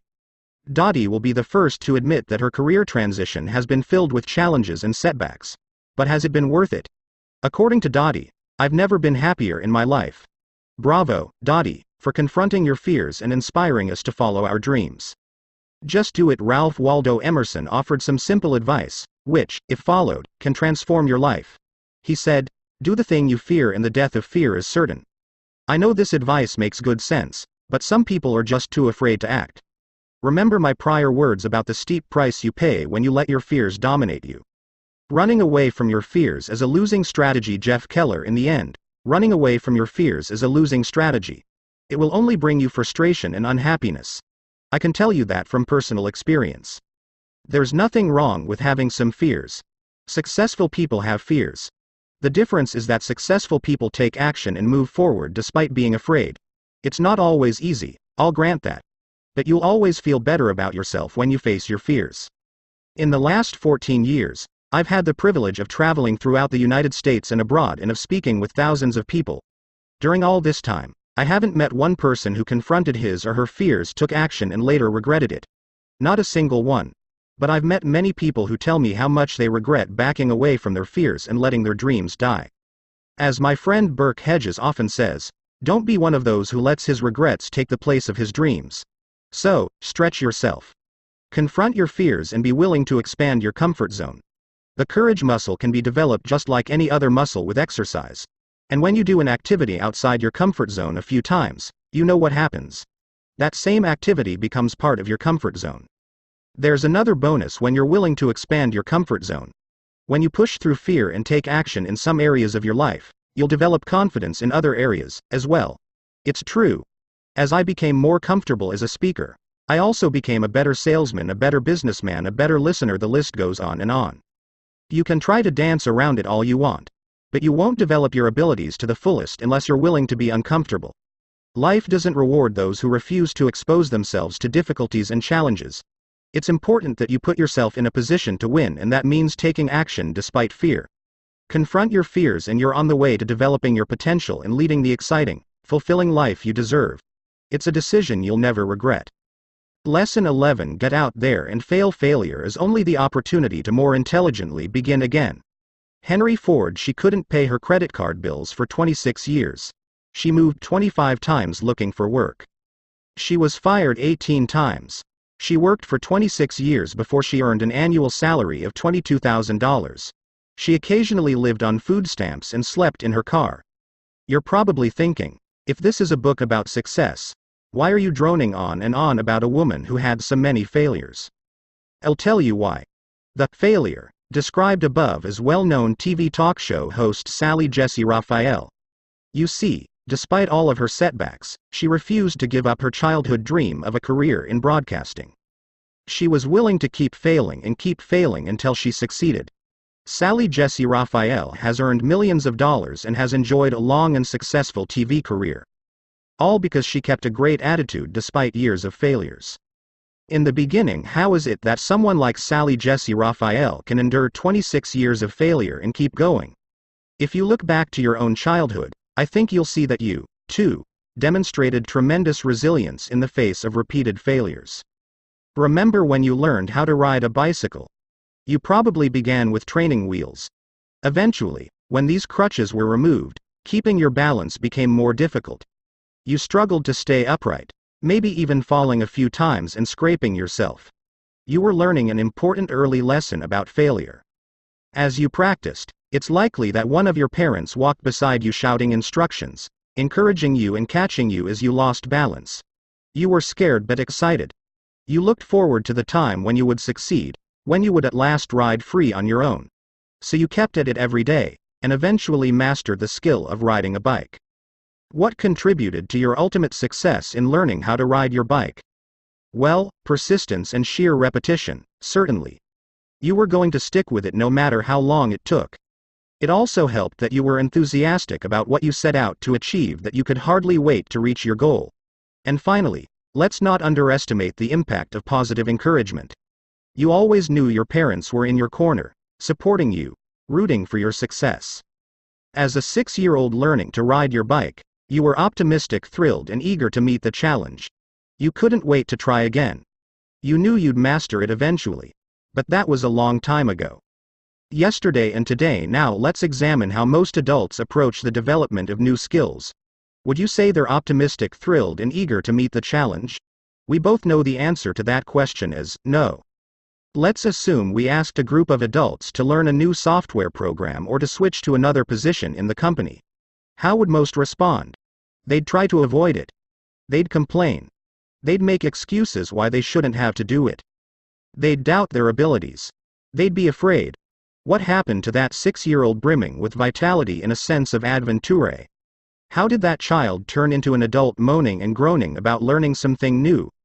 As adults, most of us become a lot more concerned about the opinions of others, often hesitating because people may laugh at us or criticize us. Success is going from failure to failure without loss of enthusiasm. Winston Churchill, at the age of 6, we knew we had to fall off the bike and get back on to learn a new skill. Falling off the bike wasn't a bad thing. But as we got older, we started to perceive falling off as a bad thing rather than an essential part of the process of achieving our goal. As I pointed out in Lesson 10, it can be uncomfortable to try something new, perhaps even scary. But if you take your eyes off the goal and instead focus your attention on how others may be viewing you, you're doing yourself a grave disservice. To develop a new skill or reach a meaningful target, you must be committed to doing what it takes to get there, even if it means putting up with negative feedback or falling on your face now and then. Successful people have learned to fail their way to success.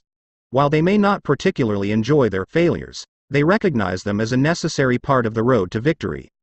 After all, becoming proficient at any skill requires time, effort, and discipline, and the willingness to persevere through whatever difficulties may arise.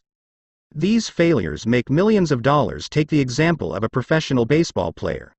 As it is today, the player who gets just 3 hits in 10 attempts is at the top of his profession, making several $1 million a year. That's a 70% failure rate, and the fans will no doubt taunt him when he strikes out. And speaking of baseball, what a thrill it was to watch Mark McGwire of the St. Louis Cardinals as he hit 70 home runs during the 1998 season. He's such an exciting player. But did you know that Mark McGwire struck out 155 times in 1998? And for his career, McGwire has hit 457 home runs. Yet, he has struck out 1,259 times. That's almost 3 times as many strikeouts as home runs. When I ask you to name the best basketball player of all time, who comes to mind? I'm guessing that many of you immediately thought of Michael Jordan. He gets my vote. Let me share with you this statistic. Michael Jordan has a career shooting percentage of 50%. In other words, half of the shots he took in his career were failures. The greatest mistake a person can make is to be afraid of making one. Elbert Hubbard, of course. This principle isn't limited to sports. We also know that show business stars and media personalities are no strangers to failure. Many actors invest 10 or 15 years, enduring hundreds of rejections before landing a part that launches their careers. And then, even after achieving some degree of success, they still experience occasional box office flops. On the night he graduated from college, Jerry Seinfeld did his first comedy gig. It was at a comedy club in New York City. He bombed. When asked to describe that evening, Seinfeld said, "It was pretty horrible. It was a terrible sinking feeling." But he didn't quit. He kept performing his stand-up routine at night. He had 5 very tough years. And then he was invited to appear on The Tonight Show with Johnny Carson in 1981. He was a big hit and on his way to an incredibly successful career. In a nutshell, all these individuals realize that success, to a large extent, is a matter of persistence. That is, if you keep trying, keep developing yourself, and keep making adjustments along the way, you're going to succeed. You simply need to get enough at-bats, go on enough auditions, visit enough potential clients. Undaunted by failure, I want to tell you about two guys who wrote a book containing a collection of inspirational stories. They figured it would take about 3 months to make a deal with a publisher. The first publisher they approached said, no. The second publisher said, no. The third publisher said, no. The next 30 publishers said, no. Having racked up 33 rejections over a period of 3 years, what do you think they did? They submitted their book to another publisher. The 34th publisher said, yes. And that one, yes, after 33 failures, is what launched the spectacular success of Chicken Soup for the Soul, written and compiled by Jack Canfield and Mark Victor Hansen. If you've been in a bookstore in the last 5 years, I'll bet you've seen that book. There's a good chance that you've read one of the books in the Chicken Soup series. The Chicken Soup for the Soul series has sold over 30 million copies, all because Jack Canfield and Mark Victor Hansen had the determination to fail over and over and to keep going until they succeeded. What sustained Jack Canfield and Mark Victor Hansen through 33 failures? Their attitudes. If these guys had negative attitudes, they would have given up after the first or second rejection, missing out on a pot of gold. But their attitudes remained positive and upbeat failure after failure after failure. What's a good attitude worth? In their case, about $10 million a piece and still counting. No overnight success. Another example of someone who endured years of failure is the phenomenally successful radio host Rush Limbaugh. For years, Rush Limbaugh worked at low-paying jobs and was ridiculed before he made a successful breakthrough. After floundering in radio for 12 years, he was urged to get out of the business. In 1979, he left the radio industry and spent 5 miserable years in a sales job for which he wasn't suited. In 1983, he returned to radio, and the rest, as we know, is history. Success seems to be largely a matter of hanging on after others have let go. William Featherstone, when you get right down to it, there is no such thing as failure. There are only results, some more successful than others. Failure doesn't mean you've reached the end of the line and that success isn't possible. The only time success is impossible is when you quit. Quitting is final. But continued attempts, with commitment and diligence, can be turned into success. Never give up. In the early 1990s, the owner of a Midwestern company called our office to inquire about my speaking programs, as well as our products and publications. I spoke with him on the phone and promptly sent out some information. When we called to follow up, he'd say that he was thinking about it and hadn't made a decision yet.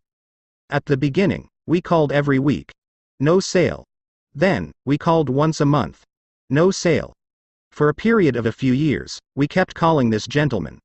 We kept sending him quarterly newsletters and flyers, and all we had to show for it was one failure after another.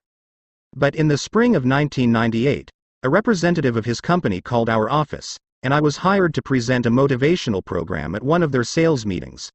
When I met the owner in person, he told me, "I was impressed with your persistence. Someone from your office kept calling me for years and didn't give up." Sure, we put up with years of failure, but it was all worth it when we made that sale. Key questions: if you aren't getting the results you want or have been discouraged by failures, ask yourself these questions. 1. Do I have an unrealistic timetable? Maybe you expect to skip steps and succeed on a grand scale immediately. Success is usually achieved by climbing one step at a time, and you don't always know how long it will take to advance to the next level. So, be patient with yourself and resist the temptation to compare your progress with that of anyone else. You'll advance faster than some, slower than others. Maintain a great attitude, take action, make adjustments, and the results will come. 2.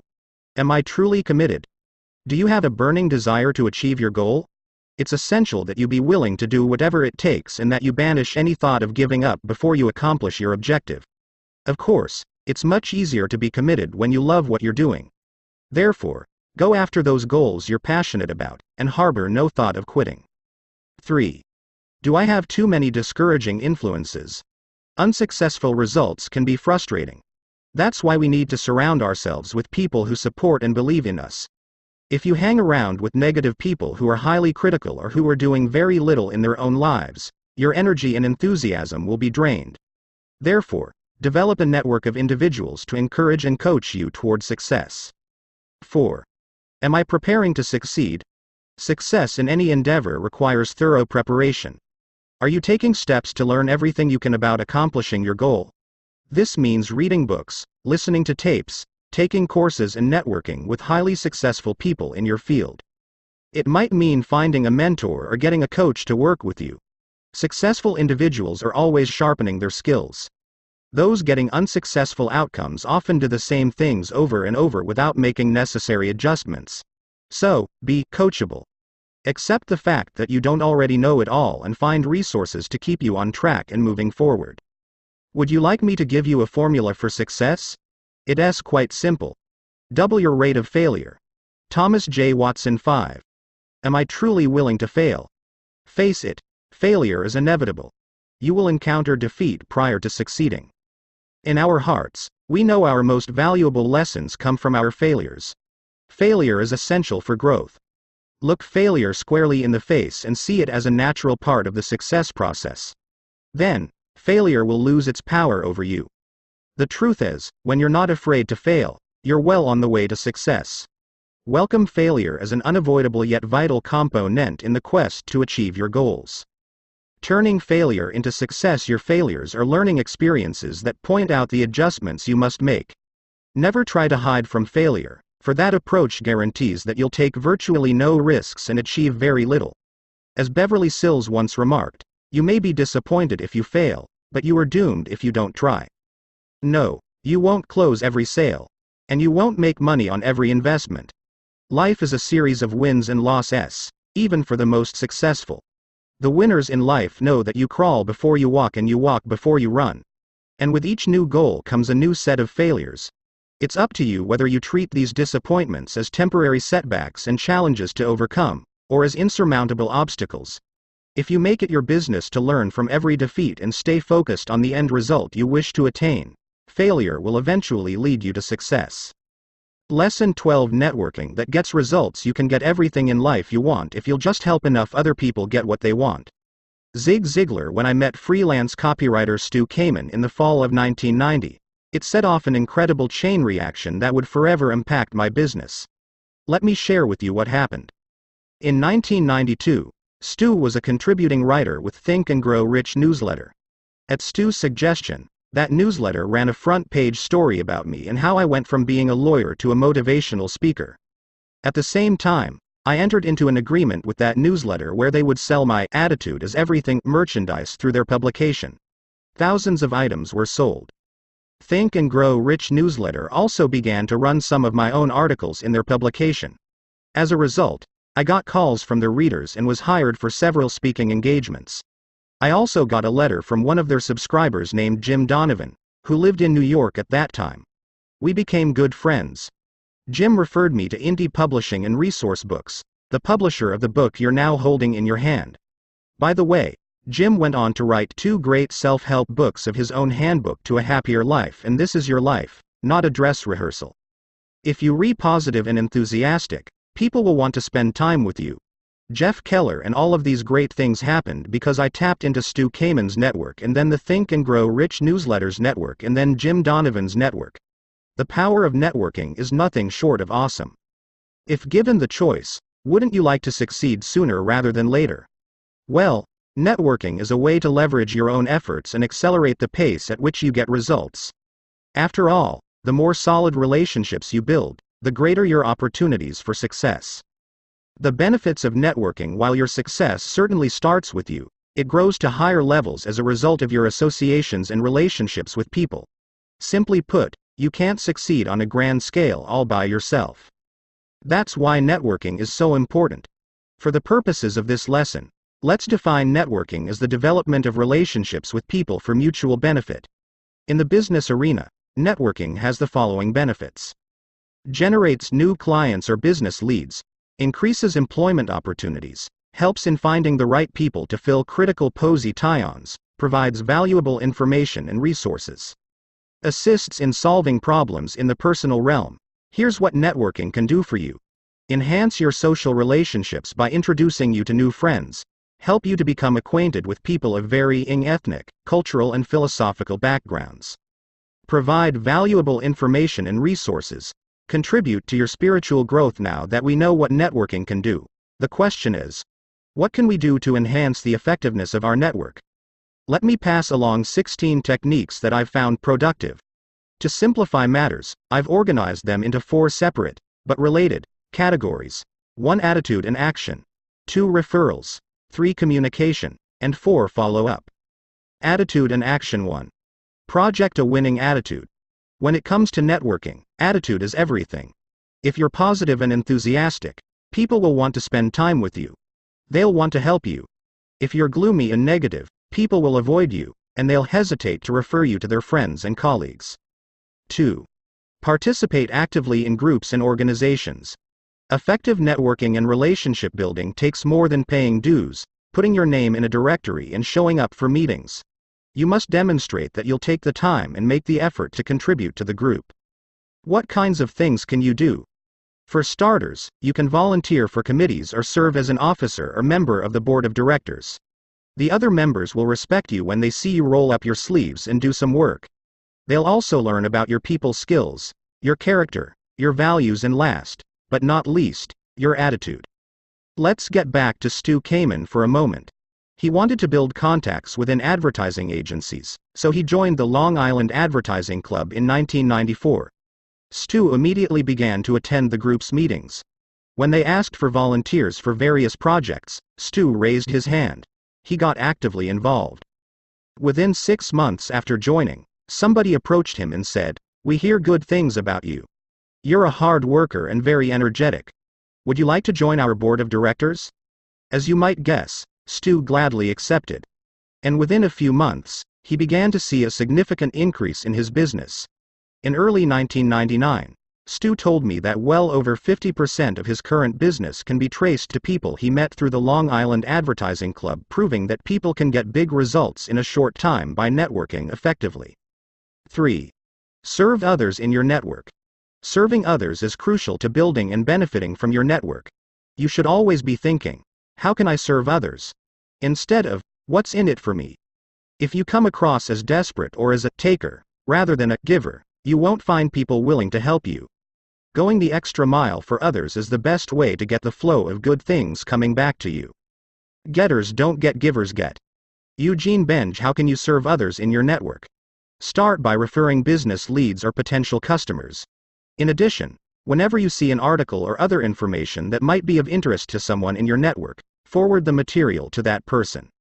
When I think of effective networkers, the first name that comes to mind is Mark LeBlanc. Mark gives presentations to business owners who want to grow their business and to salespeople who want to sell more of their products and services. I've referred many people to Mark. Why? He's a talented, service-oriented person who has gone out of his way to encourage me and to help me build my business. Mark has put me in touch with people in his own network who are in a position to help me. He distributes my materials at his presentations. Mark is one of those people who just keeps giving and giving and giving. That's why people want to help Mark, and that's one reason why his own business is growing. As the Bible says, "Give and it shall be given unto you." That's the truth. Referrals. 4. If you refer someone, make sure that the person mentions your name as the source of the referral. Be explicit. Let's assume you're about to refer John Smith to your graphic designer, Jane Jones. You might say to John, "Give Jane a call, and please tell her that I referred you." In some instances, you may even call Jane and let her know that John Smith will be contacting her. Then, the next time you see or speak to Jane, remember to ask if John called and how it turned out. You want to reinforce in Jane's mind that you're looking out for her and helping her to grow her business. 5. Be selective. Don't refer every person you meet. Respect the time of those in your network. Referring unqualified leads will reflect poorly on you. Ask yourself whether or not a particular referral is really going to be of value to your network partner. Keep in mind that the key is the quality, not quantity, of the leads you supply. Communication. 6. Be a good listener. Have you ever been speaking to someone who goes on and on about himself and his business and never takes a moment to ask about you? We've all run into the me types, and they're the last people you want to help. So, in your conversations, focus on drawing other people out. Let them talk about their careers and interests. In return, you'll be perceived as caring, concerned, and intelligent. You'll eventually get your turn to talk about yourself. Sure. This is Dale Carnegie 101, but it works. 7. Call people from time to time just because you care. How do you feel when someone calls you on the phone and says, "Hey, I was just thinking about you and was wondering how you're doing"? I'll bet you feel like $1,000,000. If that's the case, why don't we make these calls more often? Every now and then, make it a point to call people in your network simply to ask how they're doing and to offer your support and encouragement. That's right, call just because you care and because that's the way you'd like to be treated. Every December, I pick up the phone and call certain clients I haven't spoken with for a long time. Many of these people haven't ordered anything from my company in years. My call is upbeat and my only agenda is to be friendly. I don't try to sell them anything. I appreciate the business they've given me in the past, and I just want to hear how they're doing, personally and professionally.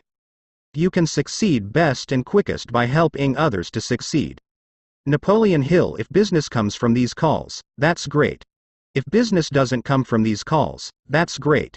Year after year, I do get business as a result of making these calls. Someone will say, "I need to order more of those attitude as everything lapel pins," or, "Our company is having a sales meeting in 6 months, and they may want you to do a presentation." Please understand that this isn't manipulation or a sales tactic on my part. I'm not expecting these people to give me business. I really care about how they're doing. Business is simply a byproduct of reconnecting with them. 8. Take advantage of everyday opportunities to meet people. You can make excellent contacts just about anywhere at the health club or online at the supermarket. You never know from what seed your next valuable relationship will sprout. When I go to the gym on the weekends, I always wear an "attitude is everything" shirt. It's a great icebreaker and people will come up to me to talk about attitude. It gives me an opportunity to learn about them and to tell them about my company. 9. Treat every person as important, not just the influential ones. Don't be a snob. The person you meet, whether or not they're the boss, may have a friend or relative who can benefit from your product or service. So, when speaking to someone at a meeting or party, give that person your undivided attention. And please promise me that you won't be one of those who gazes around looking for more important people to talk to. That really bugs me.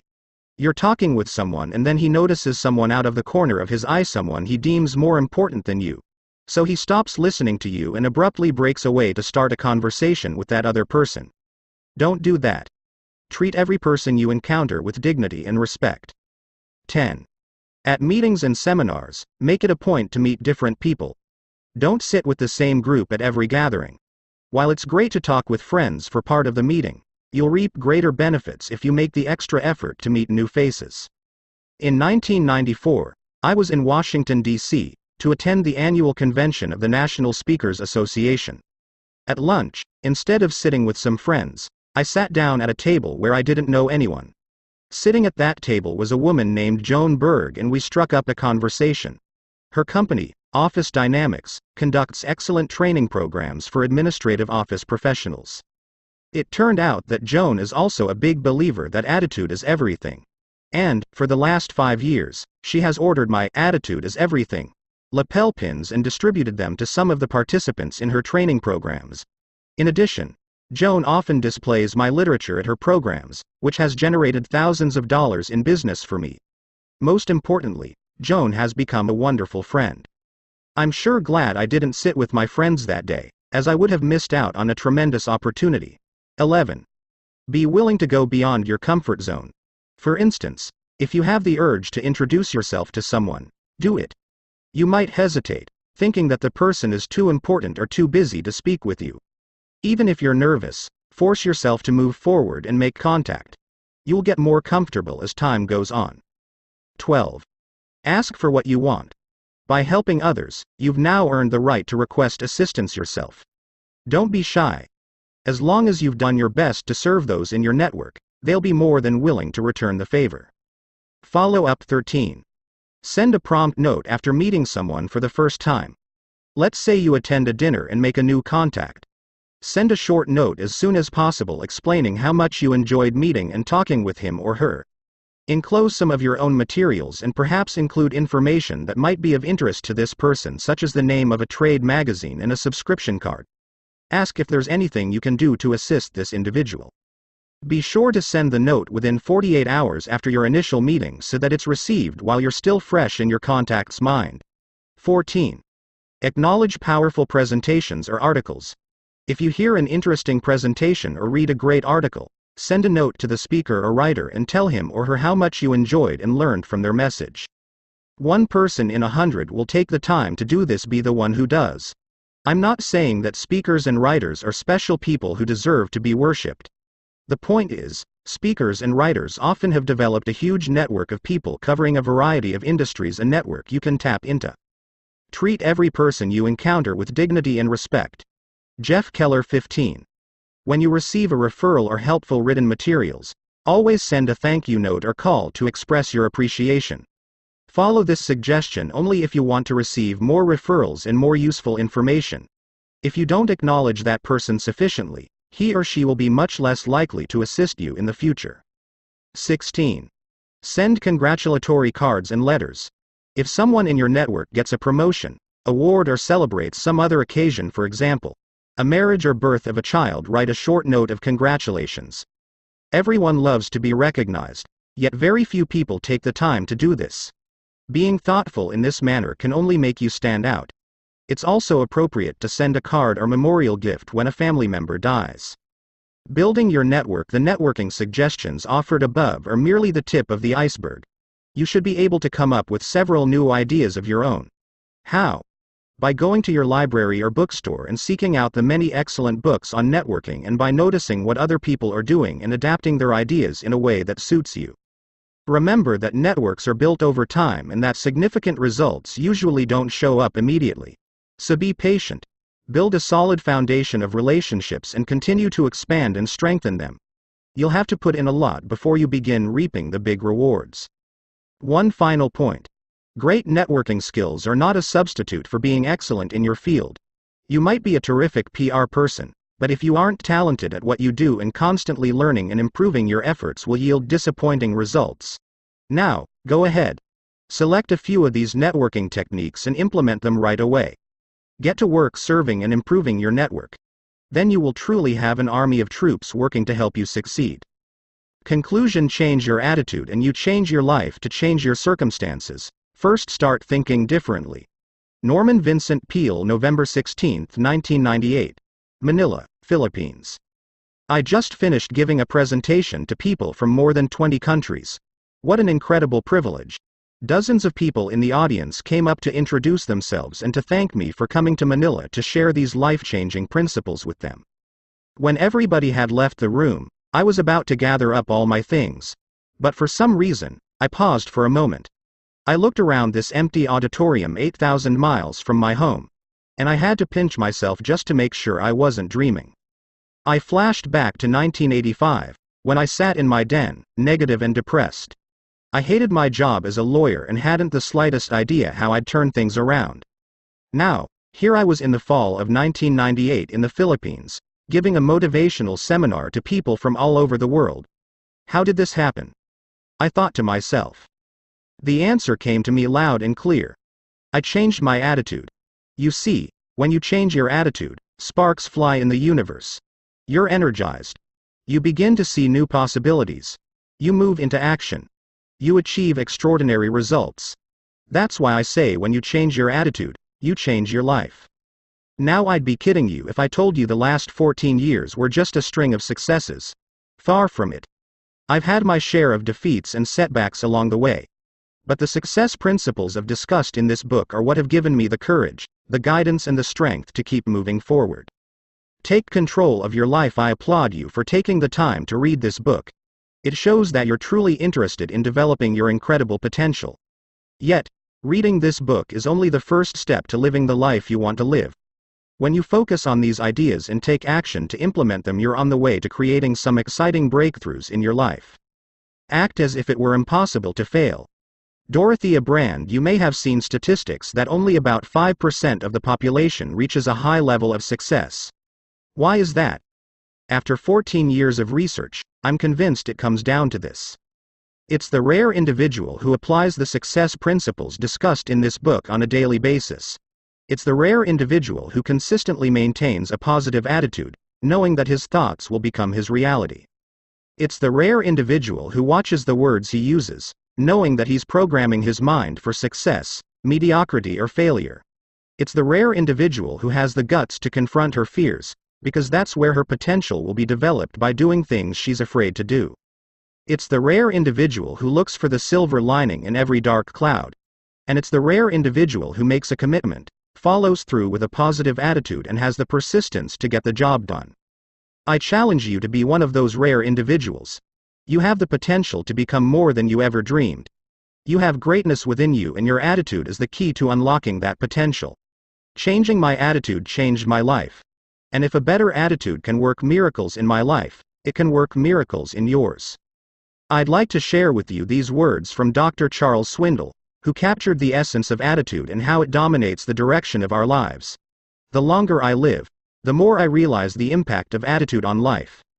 Attitude, to me, is more important than facts. It is more important than the past, than education, than money, than circumstances, than failures, than successes, than what other people think or say or do. It is more important than appearance, giftedness, or skill. It will make or break a company, a church, a home. The remarkable thing is we have a choice every day regarding the attitude we will embrace for that day.